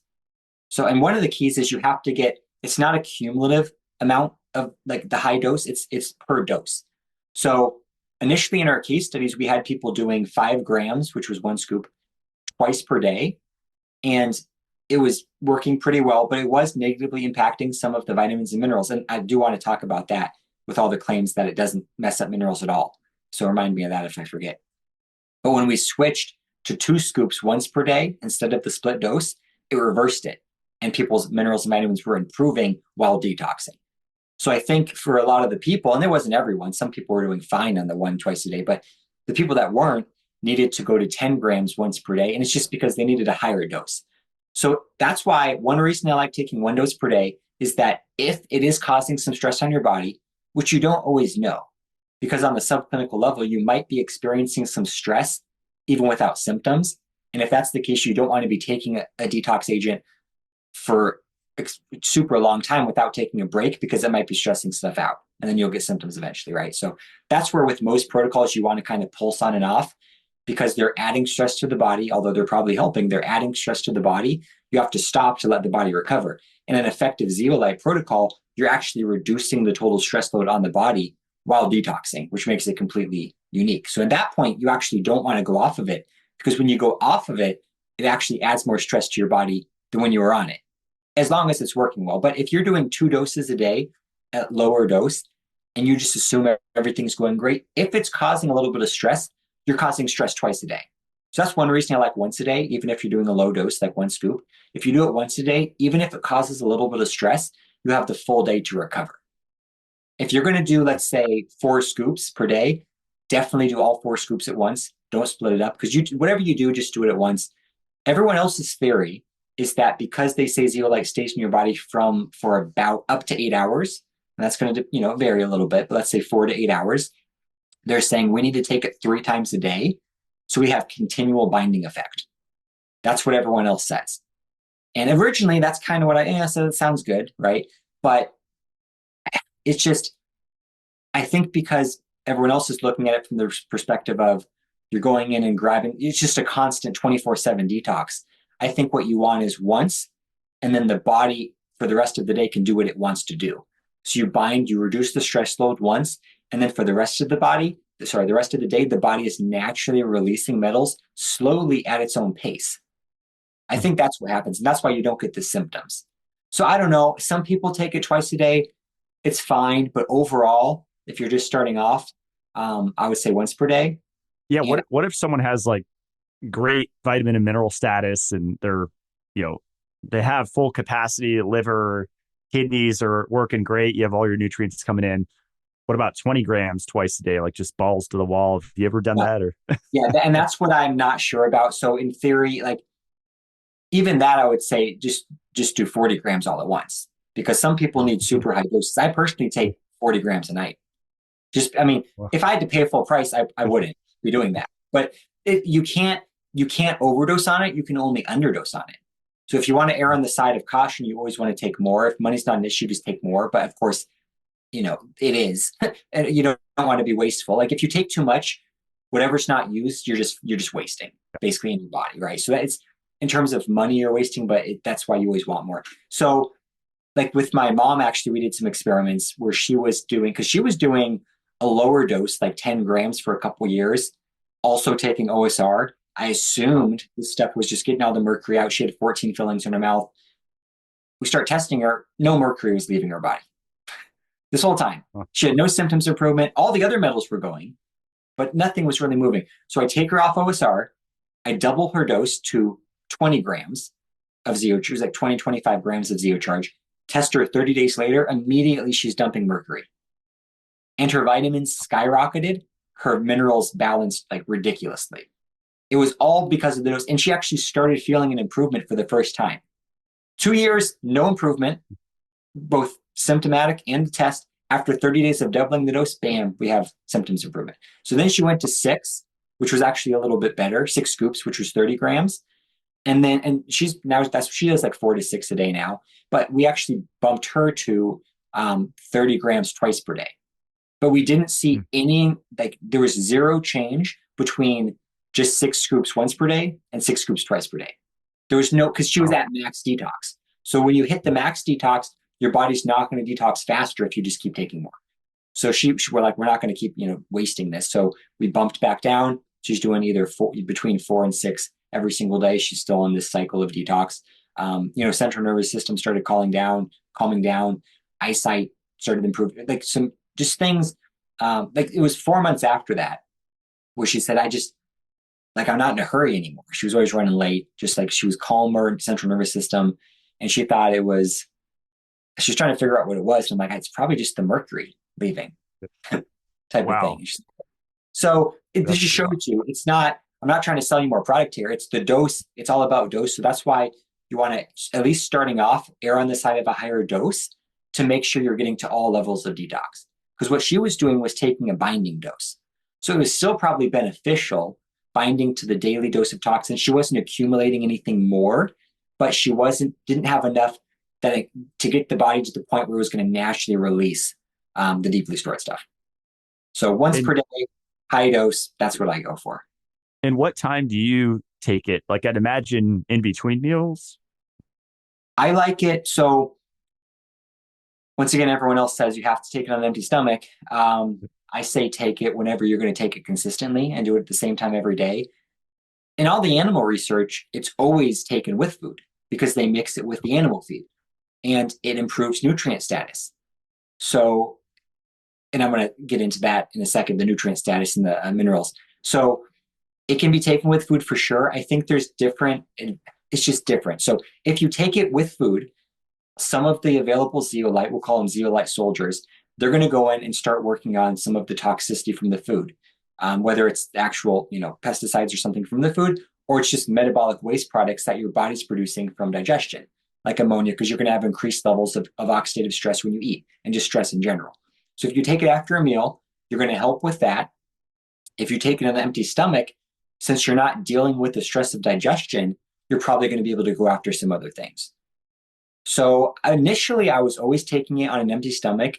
But now at this point, I'm taking it about 30 to 60 minutes after dinner every single night. That's what I do. I like to take it in the evening because I'm calmer. I'm more parasympathetic. Because if you need to be the more you're in a position to detox, the better you're going to detox. And then you have the night. It's going to be working through the night as you're sleeping and your liver's working and all this other stuff. So that's my preference. But honestly, I haven't found a huge difference, regardless of when it's taken, morning, night, with food, away from food. A lot of people take it first thing in the morning. In my theory, in my mind, I say for heavy metals, that might not be ideal because the body during a short, like if you're doing intermittent fasting and you haven't eaten for 14, 16, 18 hours, your body retains heavy metals just as it retains essential nutrients. And there's the animal studies showing this, that even mercury and some of the toxic metals, the body retained up to 10 times as much after, I think, 16 or 18 hours of fasting, which makes sense, right? The body starts holding on to things. So the detox might not be effective for heavy metals if you're taking it first thing in the morning, but maybe it's more effective for mycotoxins and plastics and environmental toxins because those don't resemble minerals. So heavy metal detox is really almost a whole nother category of detox than everything else. It's kind of like fasting. Everyone thinks fasting is just going to go and detox you. I think for a lot of toxic elements, it's true, but for heavy metals, I don't think it does. I think it has the opposite effect where the body goes in survival mode and doesn't release any of the heavy metals, just like it doesn't relieve the essential nutrients. Wow. I have a Yeah. buddy. Okay. I was going to say I have a buddy in Hawaii who did a 40-day water fast recently, and he did 33 days straight water, like no salt, nothing, like straight water, and he was like 165 pounds fit, like not didn't have a lot of weight to lose. And then he did 7 days of it, maybe a little coconut water, potentially bone broth, omega, something, right? But I mean, that's pretty intense. And he then after that started to, I actually I was down there last year. So I tested him with the illegal scan. They were like kind of an off-grid community. It's pretty cool. And they were pretty healthy in general, had some good tests, but he, it looked pretty good overall, but then he started taking the ZeoCharge and actually noticed like an incredible benefit, like digestion wise. He went off, got worse, and got it. There was something there that wasn't addressed by the fasting that was being addressed by the ZeoCharge. And we recently retested him in Hawaii, and his metals, like he's detoxing now, like his metals were way higher. So he definitely had a bunch of stored metals in organs that were not removed during the fast. So we didn't have consistent testing, so I don't know what was happening. So it's not great data, but we know that it definitely didn't get all the metals out. And now that he's taking the ZeoCharge, we know for sure he's getting to this deep level. Wow. So it's kind of interesting, kind of the opposite of what a lot of people think. Yeah. I wanted to share my testimony recently with it. I think I've been on it since I talked to Matt, I don't know, 2 weeks ago, 3 weeks ago or something. I recently got back from a natural health conference, and this is one of the most jam-packed, I mean, thousands and thousands of people that you're interacting with and walking by for, 2 days, and, harsh fluorescent lights. And I always just feel thrashed at those conferences. And I probably should have been wearing yellow lenses, blue blockers, because I'm so sensitive if I'm just indoors most of the day under those harsh lights. So I got back to our Airbnb with my team and just felt kind of feverish, sore, watery eyes, sore throat, just like I was fighting something. And I had all my supplements there I was on. My friends brought their supplements, so I was taking desiccated thymus and pot arco and all this stuff. But then I took 20 grams of your zeolite, and it was really within 10 or 15 minutes, I felt an immediate relief. And I was talking to my friend Pedro about it. I don't know if it was like exosomes I was breathing in, just being around all the people, but it binded something that was circulating my system because I immediately felt better. And I was not expecting like that immune support from it. I was actually kind of shocked. I think, thanks for sharing that. Yeah. And one of the main things people report is that once they start, they just don't get sick anymore. And it's kind of an unexpected benefit. But my background kind of in the immune regulatory space, where I was doing kind of like megadose polysaccharide extracts, and some of the research with like some of the medicinal mushroom extract, very interesting stuff. You need megadoses on that stuff too to get the optimal dose. But even with all that, and those were really expensive products when taken at the high doses, I found the ZeoCharge to actually be the most potent immune regulator of anything. And it's a completely different mechanism, because if you have all this toxicity, like you said, exosomes or whatever, adding all that to your, toxic load that your immune system's, working overtime to handle, you can take these regulators and all these, support, and it's going to increase your body's natural production to fight those things, but it doesn't actually reduce the toxic elements themselves. So the opposite approach is to take ZeoCharge, and if you do them together, I think it's a 1-2 combo. But if you take ZeoCharge, it goes in and actually removes the source of toxicity, so your body doesn't have to exert as much energy. So it's kind of a different approach, but I've actually found that to be a better immune regulator than taking all the immune stimulants and modulators. Makes sense. If you did it together, I think that's I should have added too. I mean, we're going to bed at midnight every night and waking up early, or I wake up early. I can't sleep in usually. So that was harming my immune system too. Just like a lot of late nights in a row. I always don't feel good when I do that. So Yeah, it's immune. I mean, so zeolite, I say zeolite's famous for detox, but it has a bunch of other benefits. And I mean, I Yeah. think weight loss, I never really answered that question, but yeah, I think a lot of people do report pretty significant weight loss kind of as a positive side effect of the detox protocol because your body your body a lot of times accumulates excess fat as a storage unit. So you need, if you have more toxins, you need a bigger storage unit. So the storage unit is fat, and your body would prefer to have heavy metals and other toxic elements in general belly fat opposed to organs. Because if it's just in belly fat, it's a lot of times not even causing that much issue until it gets released and then circulates to an organ or exposure. But your body just wants it, so it's not going to grow the organ in order to store more metals. It's going to grow the fat. So some people have gone on these various weight loss programs and journeys that have done very well, but then there's that stubborn, they call it the stubborn last 15, 20, 5, 30, whatever it is, pounds, and you just can't lose it. And that's because your body won't let you lose it. And you don't want to lose it because it's probably there because it's storing the toxic elements. So if you remove the toxic elements and then your body doesn't need that storage unit anymore, then it will naturally let go of the fat. So weight loss is, I mean, I think a detox regimen is absolutely fundamental and foundational to any weight loss protocol. Because one, if you start losing weight and you're going to mobilize toxicity. If your body lets you lose the weight, the toxins have to go somewhere. So either they're going to organs or their body has to excrete them. You're adding stress to the body. So you have to be doing some sort of detox protocol, one, to enhance the weight loss, and two, to make the weight loss safer. Because weight loss can be very dangerous. Weight loss is a very stressful experience. A lot of health educators just say all you need to do is ground and get sunlight and you'll lose weight. I've seen that advice. It's Yeah, probably a piece, but not 100%. well, those are good things, but it's yeah, yeah. There's a lot of good stuff out. That's the thing. I love. It's kind of interesting because I used to be more everything. Like I would do so much stuff, and now it's like I'm really laser focused on like one product. And I like a bunch of other stuff. It's just that I really have, out of everything I've tried, the supplements, the technology, the lifestyle changes, the EMF mitigation, I found the ZeoCharge for a lot of people to be the most effective tool. And it just Do you think depends. It just depends on the person, what they're going through. But for some people, nothing compares. do you think EMF sensitivity is often caused by heavy metals? Yes. Yeah. So I think, I mean, yeah, it's the bucket analogy, the threshold. Once your body can't handle what it's got going on, it's just EMFs are negatively affecting every single person. It's just, can you feel it or not? Same with everything else. So if you're sensitive to EMFs, you're probably sensitive to mold.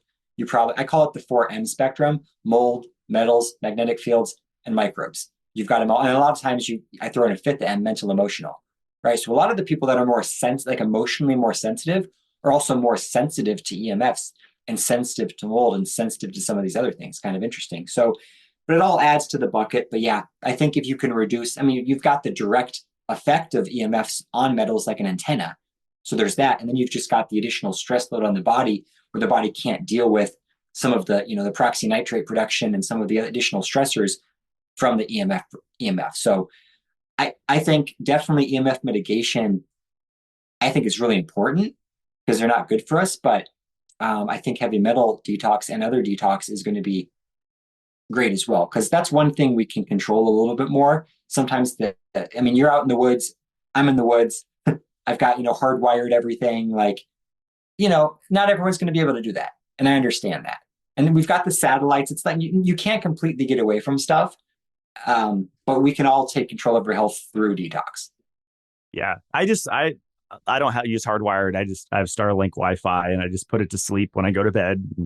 I use Bluetooth devices. I just limit my exposure, and then make sure I have, the vitamin C that I sell, the vitamin E. There's zinc and selenium that contribute to EMF protection, and there's all these pieces. So yeah, You live in a bubble. Like, that's the yep, thing. It's the mental stress. I know you just did the one about the doomsday mindset. yep, I listened to some of which was good. It's like the stress of worry, the stress of trying to be healthy, a lot of times is worse than the other toxicity we're faced with. Like straight, like we have to live, and we're not going to be able to avoid all the toxicity. So we just have to do what we can and go from there. yeah. Well, before we jump into the Q&A, Jeff, I wanted to touch on, you said you wanted to circle back to the disrupting vitamin and mineral status. You were telling that story of 5 grams twice a day was disrupting vitamin minerals, but 10 grams once a day didn't. Yeah. Did you have anything more to say on that? Yeah, Or? absolutely. So, and that's, one of the, claims to fame for zeolite is it's a selective binder. It's not binding to minerals. It's just this perfect thing that's going to go in and bind to every single toxic element and never cause an issue, right? So that's kind of what's out there on the internet. We just have to understand, the mechanism of what's happening. So it is nice that it is selective and it's not directly binding to essential nutrients. That's great. But we have to ask ourselves, what is the total effect of what happens when you take it? So there's two really things that can happen when you take zeolite. One, it adds stress to your body. Two, it reduces stress on your body.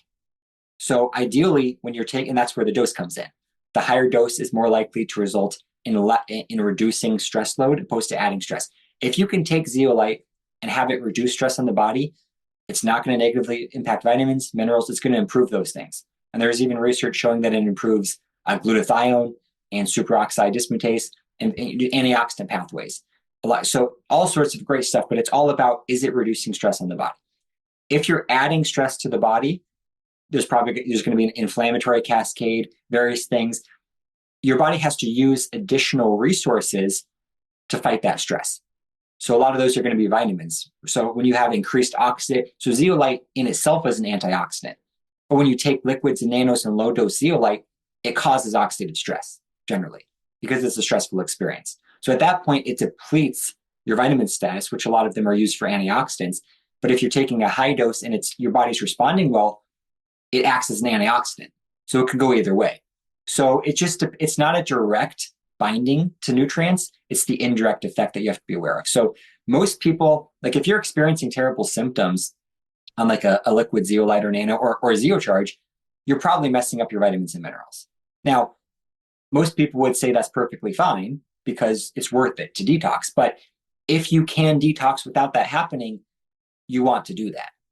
And I'm not saying it's 100% avoidable, like detox reactions are 100% avoidable all the time. It's just that there's this unique phenomena with zeolite where if you take more, you greatly reduce your chance of getting the reactions. And almost everyone can do it without the reactions or with very mild symptoms. And these are even people that have never been able to detox with anything before. So that's kind of the piece on vitamins and minerals. It's not just direct and in. So when you look at these claims from all these companies online that are like, no, it can't mess up your vitamins and nutrients, and it's perfectly safe for pregnancy and all this stuff because of these reasons. Like you have to just understand that it goes a lot deeper than that. You have to understand that if it's stressing out your body, it's definitely going to be messing up vitamins and minerals to some extent. Makes sense. Yeah. Maybe I'll go over one mechanism of the higher dose. One mechanism. There's 5 reasons I'll go through on my document, and there's a video too on the site under the education tab. But one reason, I call it swap and drop. So let's say because zeolite works through the swap mechanism, and that's where a lot of the claims are that, well, no, zeolite, it's such a strong binder that if it binds to mercury, it never drops it.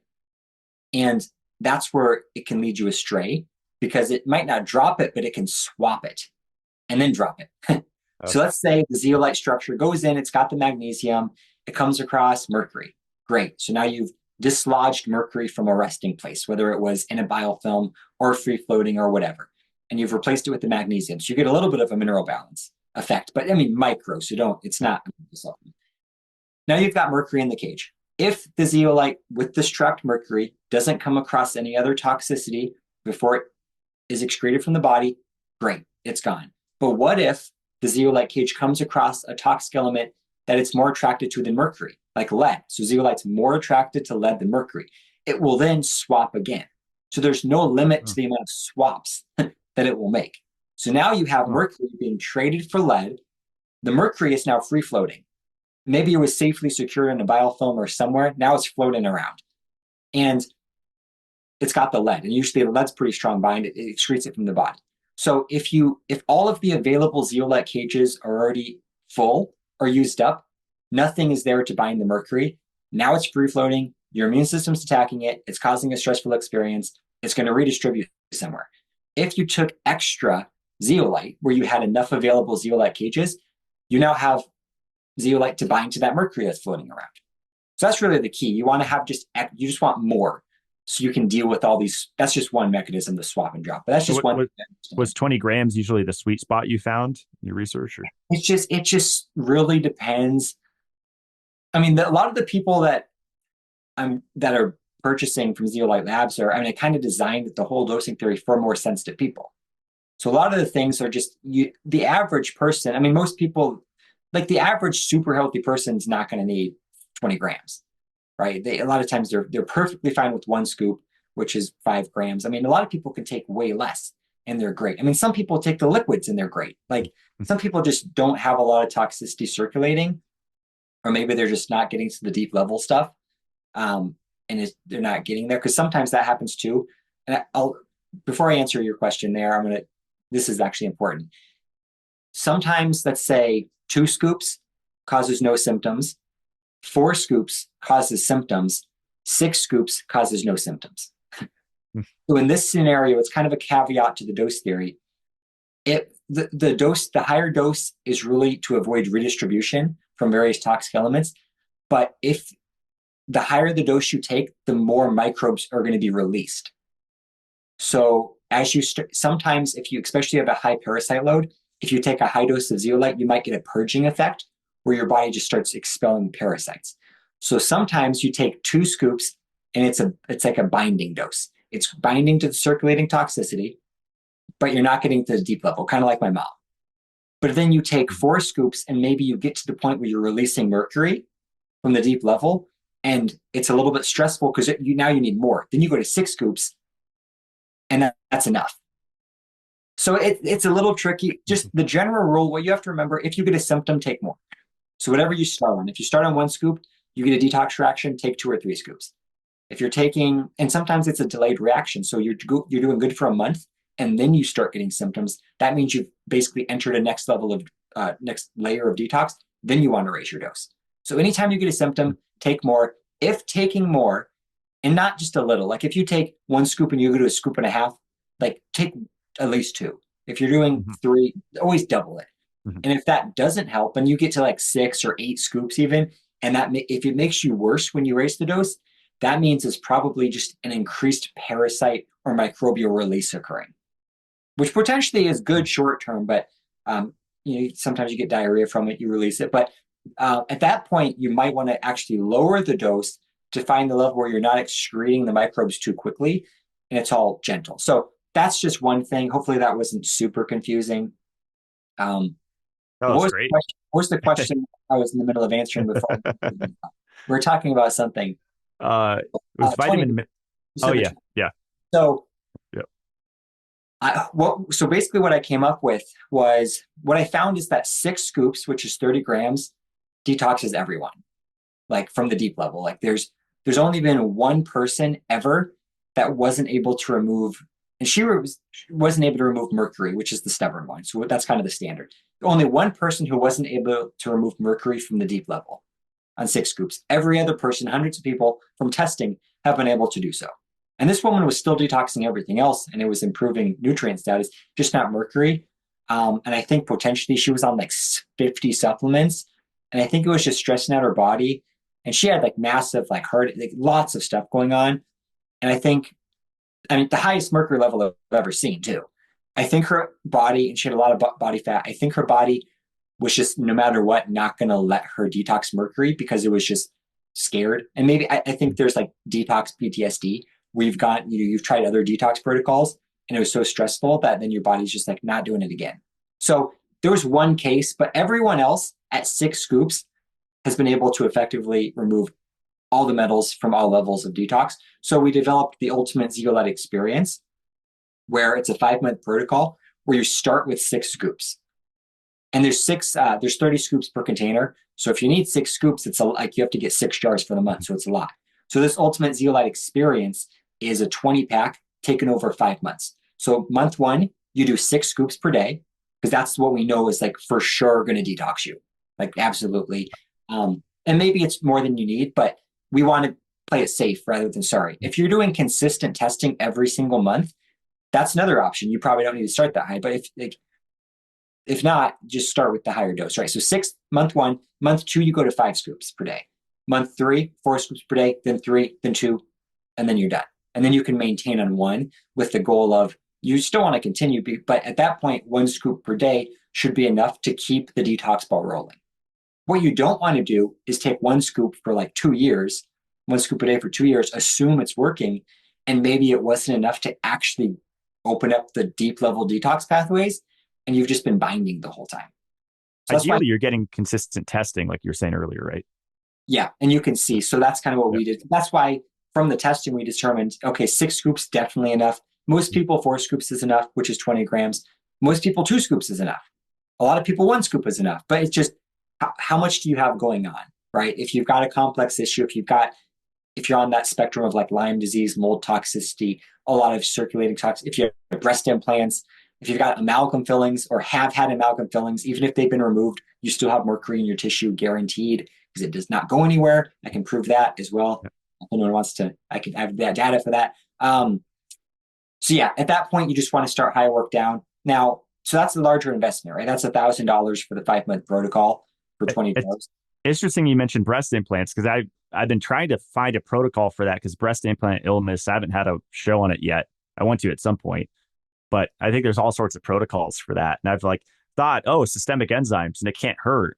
No, I sell those as one of my first products. And, scar tissue, that's always going to be forming with inflammation, but I'm sure that's just one piece of it. So I think, yeah, those are some of the clients who will get the fastest and most immediate results just because they've got a lot of times, especially if they're leaking or, causing issues, a high level one toxicity load, high daily dose of toxins. Anyone with a high daily dose of toxins generally responds well. Those are the people who a lot of times feel better right away. Once again, what I tell people is when you detox, you either want to feel nothing or you want to feel better. Like most people, like traditionally, you just feel worse when you detox, right? Because it's a stressful experience. But if you can detox, and that's okay sometimes, but if you're detoxing without feeling worse and you feel nothing, that's honestly, as long as you're detoxing, that's incredible. If you feel better, it's a bonus, but the feeling better is really from the binding and not from the deep level detox. That's from the deep level detox.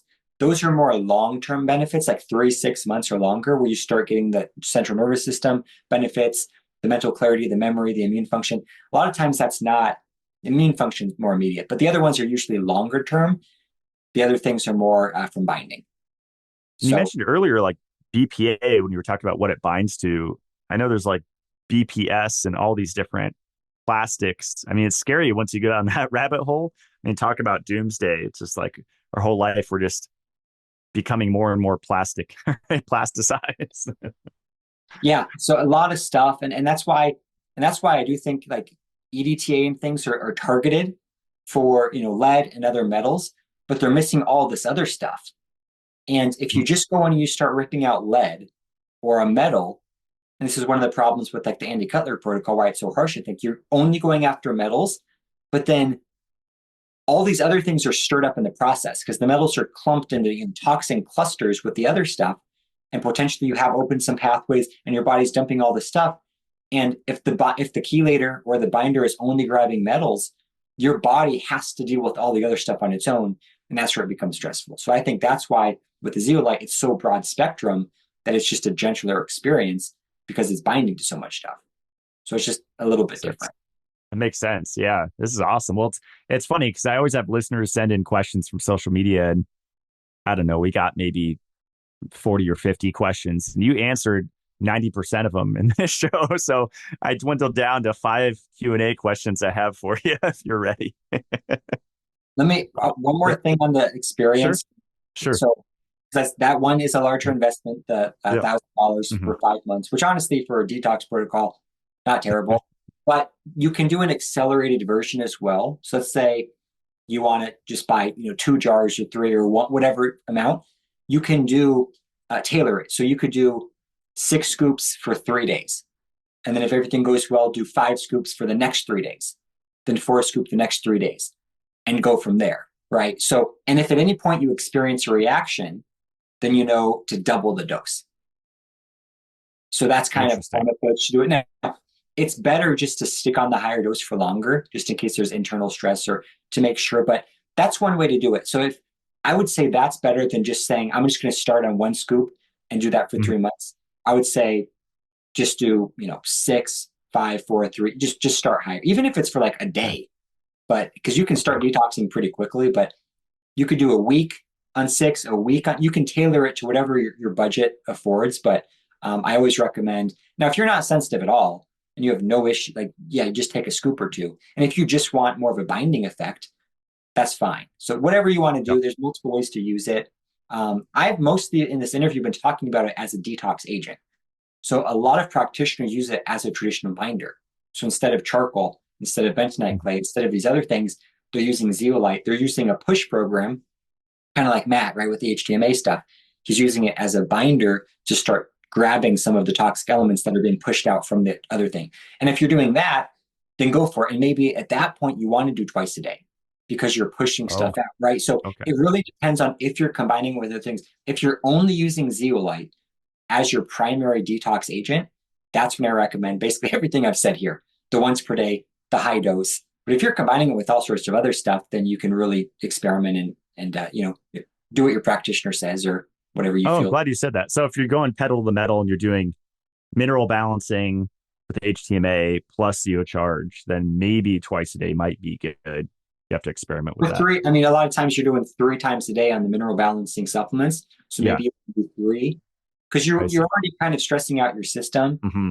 with Yep. that. So it's like maybe the zeolite 3 times a day is going to help reduce the stress more.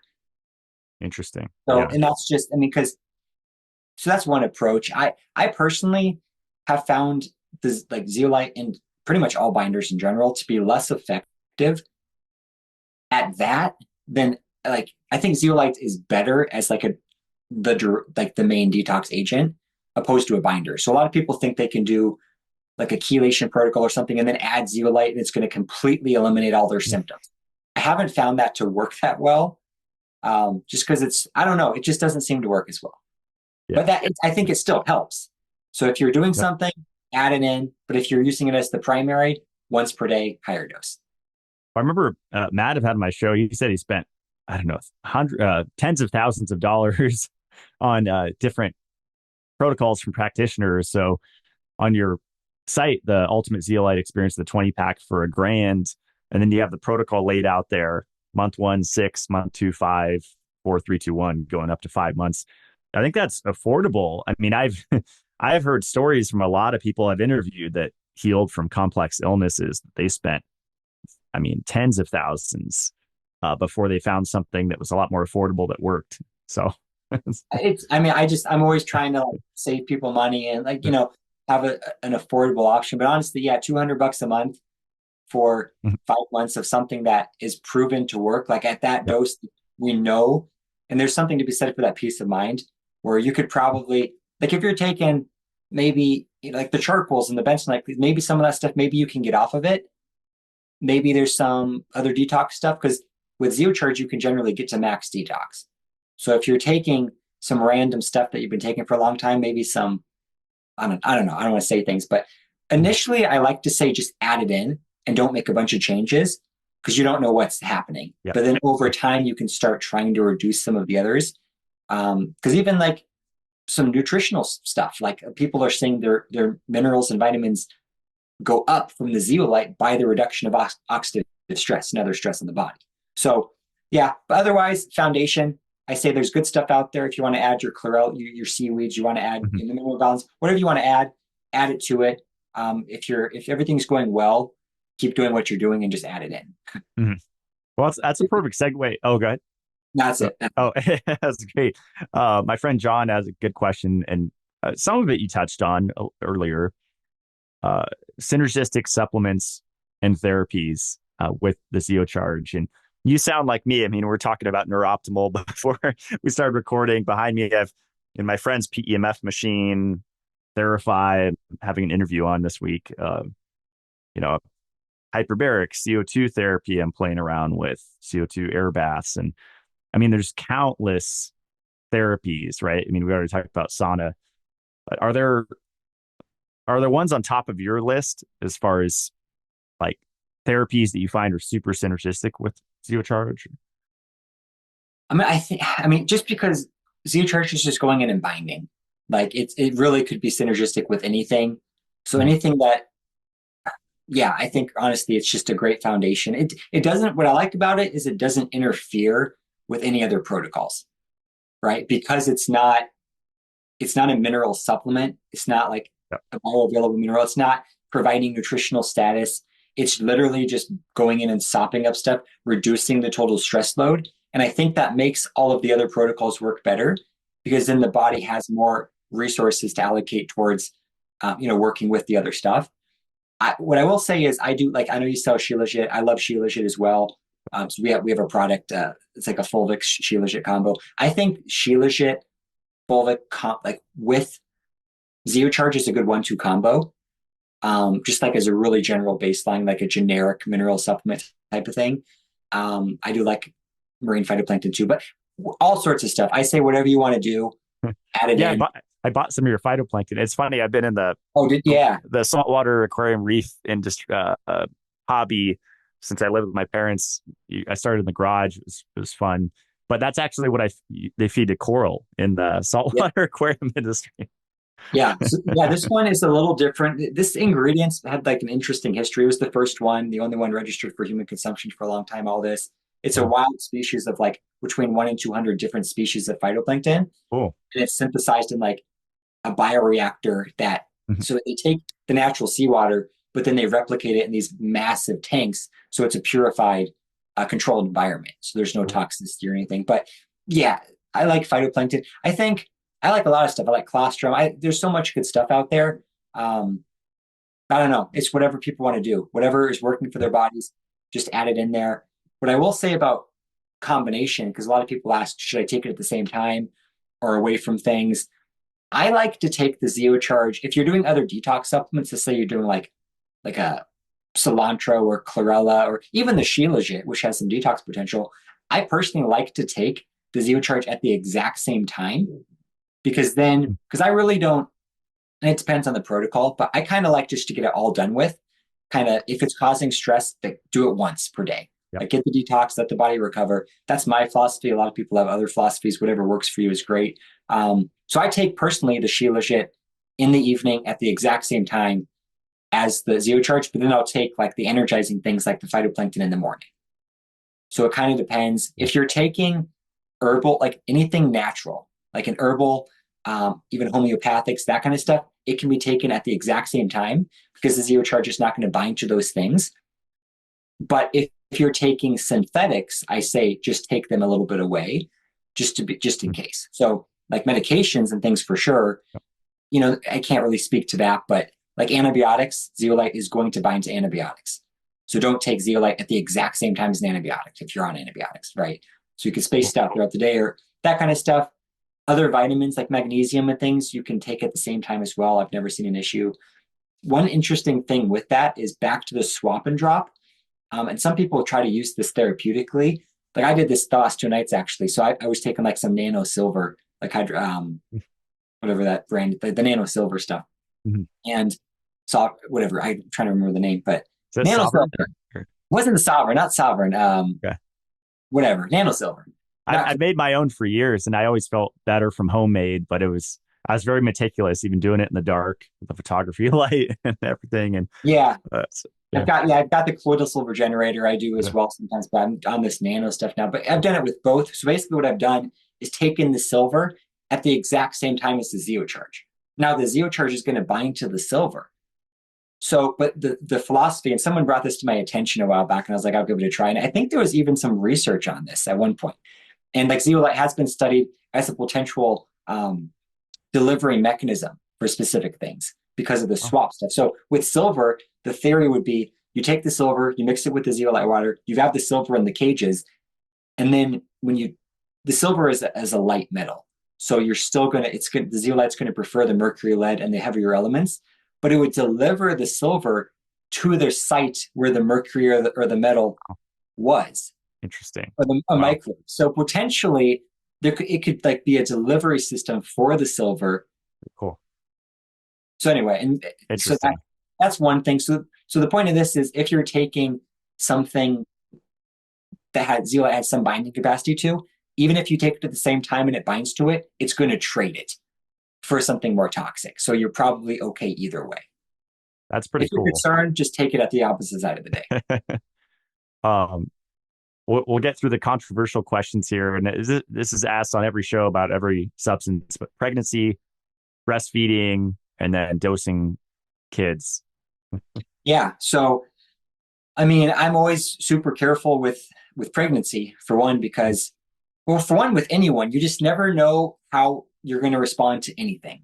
So even if Yeah. there was a ton of clinical research, I still would throw a lot of that out the window because it's just very difficult. Everyone's different. What's going on in your body? Um, I'm not even going to say examples on pregnancy. I just say no comment. In my mind, it's probably not a good idea to detox while you're creating a child, but I don't know. Maybe it is. I know certain things like systemic enzymes, there's some research on that, Yeah, reducing complications. So, it's. yeah. I think so. I think back to the body's innate intelligence. Let's say if you have a lot of circulating toxicity, like you're super toxic, you're super sick when you're pregnant, that's when potentially something should be. If you're super healthy and everything's going well, just don't mess with anything, right? Just let things go. But if you have a lot of issues and you're incredibly toxic, and you think that you're transferring that toxicity to the fetus, at that point, still, I don't know. It's that would be the only time maybe even to consider it. But then a thought is maybe the body in its innate intelligence is just naturally, it's just starting to tuck all these metals into fat. It's just tucking them all away because it doesn't want interaction. So then if you start taking a detox agent when you're pregnant, it might stir things up and like start the detox and that's fighting against the body, right? So that's where it's tricky. I mean, I know people who have gone through taking it through the entire pregnancy, but I never recommended it, and I never will, just because I just never will. But Yeah. I don't know. The answer is I don't know. Yeah. But what I would say is don't just look at the information online that says zeolite is 100% safe.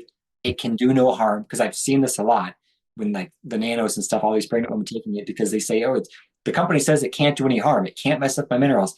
It can't be stressful. We know that's not true. So just take everything into account. Imagine breastfeeding would be a little safe. Yeah, breastfeeding is a whole other It's, ballgame, because then the concern is, okay, am I transferring mhm. toxic elements and dioxins and other things to the baby through the breast milk? And if you are, then okay, taking the zeolite, binding those things, and then there's going to be less being excreted through the breast milk. I mean, is zeolite going through the breast milk? I don't know. So if it's not, then it would probably be an ideal situation, Mhm. because then you're not giving zeolite to the child. You're just binding things and excreting them through normal pathways, and then the body's not excreting stuff to the breast milk. Um, yeah, that would definitely be, I'd say, a safer solution. But still, let's say in that scenario, your body is kind of naturally shut off its detox pathways because of the breastfeeding, and your body says, I don't want to be detoxing anything. I'm willing to just take everything coming in and tuck it into fat and deal with it later. Right. And then if you start taking a detox supplement, and then maybe the body says, like zeolite or anything else, then the body says, okay, now we're detoxing because we're taking the supplement. And then now you have an increased level of toxicity coming out of tissue into the breast milk. Right. So tricky. And then for children, I mean, honestly, I think giving it to children is probably the safest solution. Because, and once again, no clinical studies on children, so we don't market it for children at all. But there are a lot of infants and children that have taken it and do take it and have never had an issue reported. But once again, that doesn't mean it's going to be okay. It's all up to you and decision. But if the child takes it, then it's not like there's going to be an increased output from the mother. There's no concern there at all. It's just going into the child, grabbing some toxicity and leaving. So I mean, if you're concerned about anything, I'd say that might be the best. Maybe both, maybe during breastfeeding, like when you're breastfeeding and giving it to the child, like at the same time, maybe. I don't know. It's a tough one. But for dosing for children, generally I recommend about a teaspoon for every 20 pounds of body weight. So the good news is with children, they're way less sensitive, way less. And I think it's a lot because they don't have the accumulated toxic load for one. They have some, but not like years worth. And they don't have the mental, emotional trauma, stress that I think causes a lot of reactions as well. So Yep. basically, any dose you give a child generally is helpful. Like even the nanos and the liquids, the children usually respond well to just because they don't need much at Yeah. all. But still, Yeah. more is probably going to be way better. Like a lot of people have switched from liquids nanos for the children to the ZeoCharge. It still works way better and Mhm. improves their digestion. I Um, wish I was on it growing up, eating Lucky me Charms and Honey too. Nut Cheerios and Yeah, who it's knows what. in terms of just for one perspective for dose, just so people understand that like higher doses are okay, and I'm not recommending you take this much, but there's a couple of adult autistic. They're adults now. I think maybe one's 28, one's maybe 20 now. Adults, separate families, and the parents order for them, and they've both been taking it.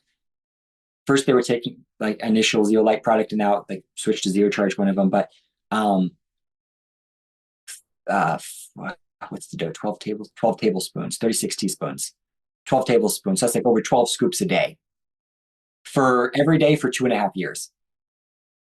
And initially, so with both of these cases, and they both started about the same time, and this was a couple of years ago. So they started on like 2 tablespoons, which is 2 scoops, and they both felt way worse. Like, these are nonverbal, like extreme autism cases, and it increased their rage and made them worse.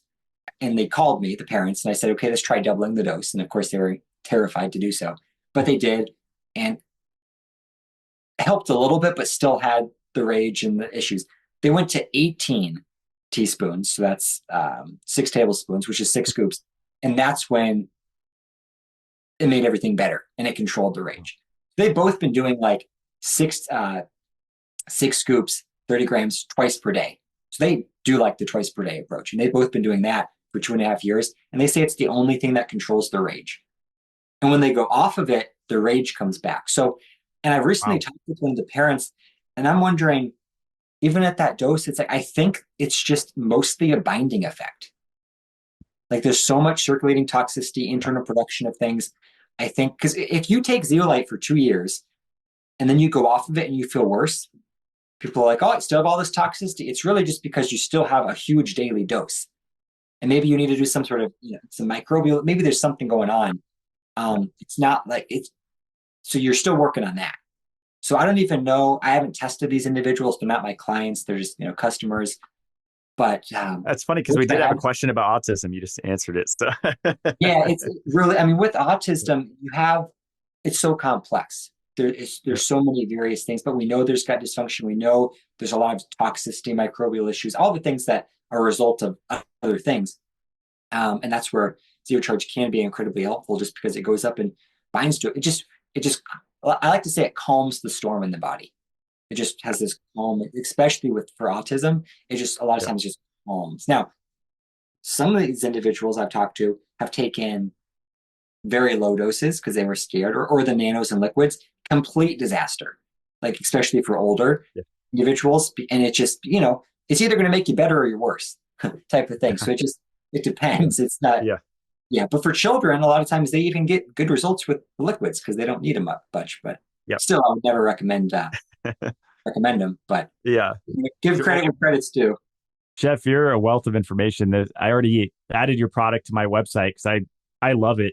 I just love the depth of education that you provide on it and all the details. And yeah, thanks so much. ZeoliteLabs.com, right? Yep, that's Website. Cool. that's the site. This education tab has a bunch of videos. There's actually a Awesome. case studies tab that has a bunch of the case studies that you can look through as well. And that's pretty much the best way to get information. I have technically an Instagram. I just downloaded it on my phone like 2 days ago. So I think I'm up to 34 followers, not 34,000, 34 followers, but I might start posting. So if anyone wants to follow Zeolite Labs on Instagram, maybe they'll get some content, maybe not, but they'll see it. And then you can reach out to me, Jeff at zeolitelabs.com. And I'm happy to answer any questions for anyone. This was so much fun. Yeah. And you guys can use the code Blackburn to save, I think it's 10%. So yeah, perfect. Awesome, Jeff. Well, yeah, thanks so much. This was awesome. Thanks for everything you do, and stick around as we close out the show. Thanks for having me.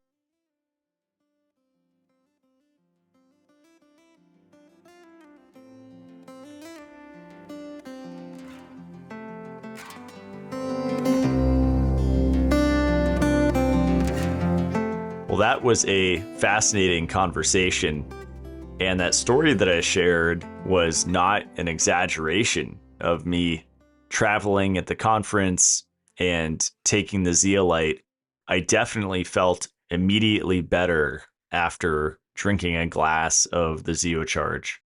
One of my favorite parts of the conversation was when he went down the list of what zeolite binds to besides heavy metals.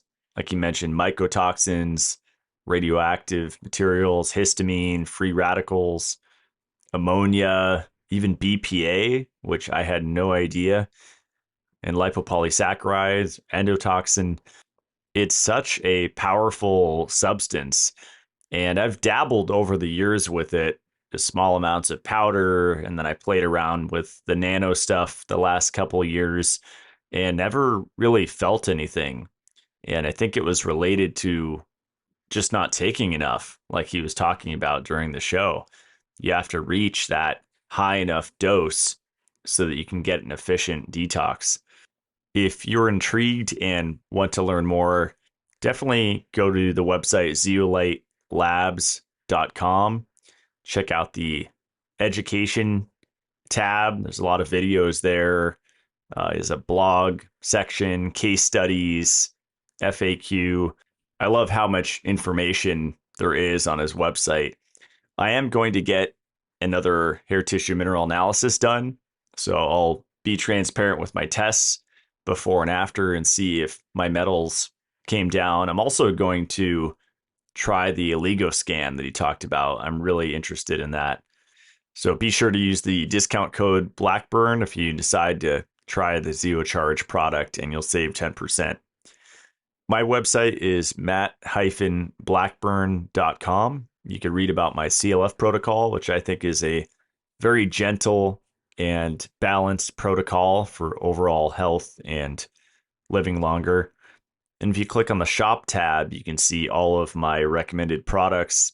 Recently added ZeoCharge on there, the zeolite, as well as the CO2 body stream from Carbogenetics.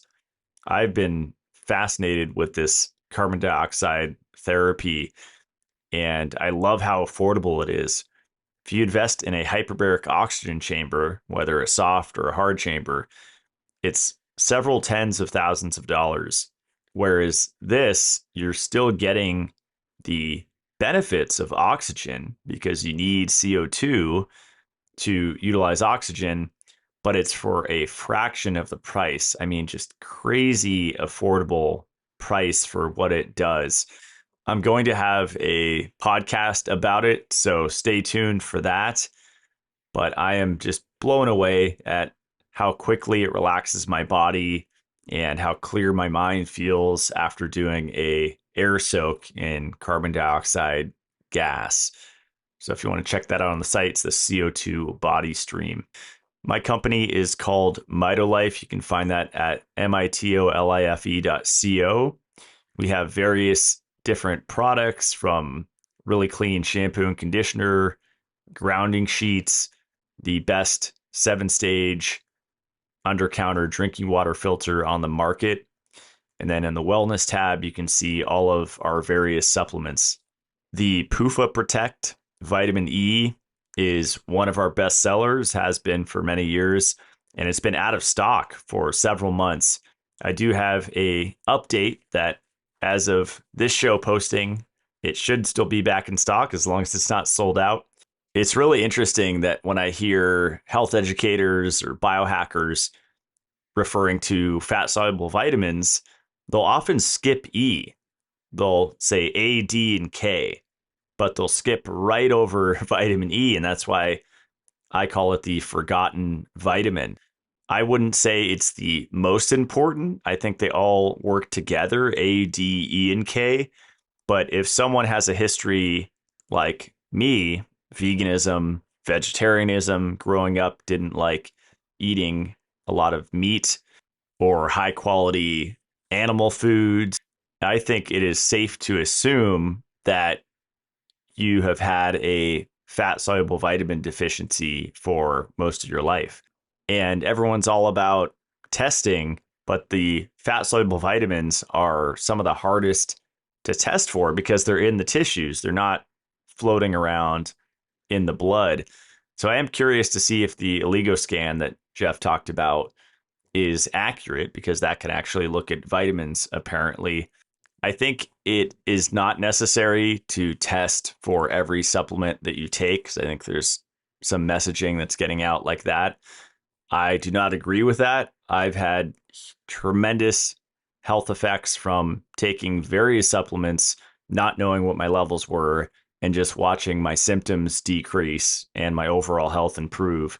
And vitamin E was a big part of that. Growing up as a mostly European human, I was getting a lot of sunburns, and it took me until my 30s to learn that vitamin E is necessary to protect our skin from UV sun damage. I also look at vitamin E supplementation as a kind of insurance policy with eating out, because I like living my life. I like a burger and occasional French fries. I'd rather live life to the fullest and not live in a bubble. I think supplementation can help mitigate all of that stuff that we want to enjoy with life. So again, that product is called PUFA Protect. We have several on there. Vitamin K2 is another really powerful fat soluble vitamin. And we have the Purely K, which is just K2 by itself, because often it's mixed with D3, vitamin D, or it's mixed with a whole bunch of other stuff. And I'm not a fan of combination supplements with a whole lot of different things in it, because that could really throw people out of balance.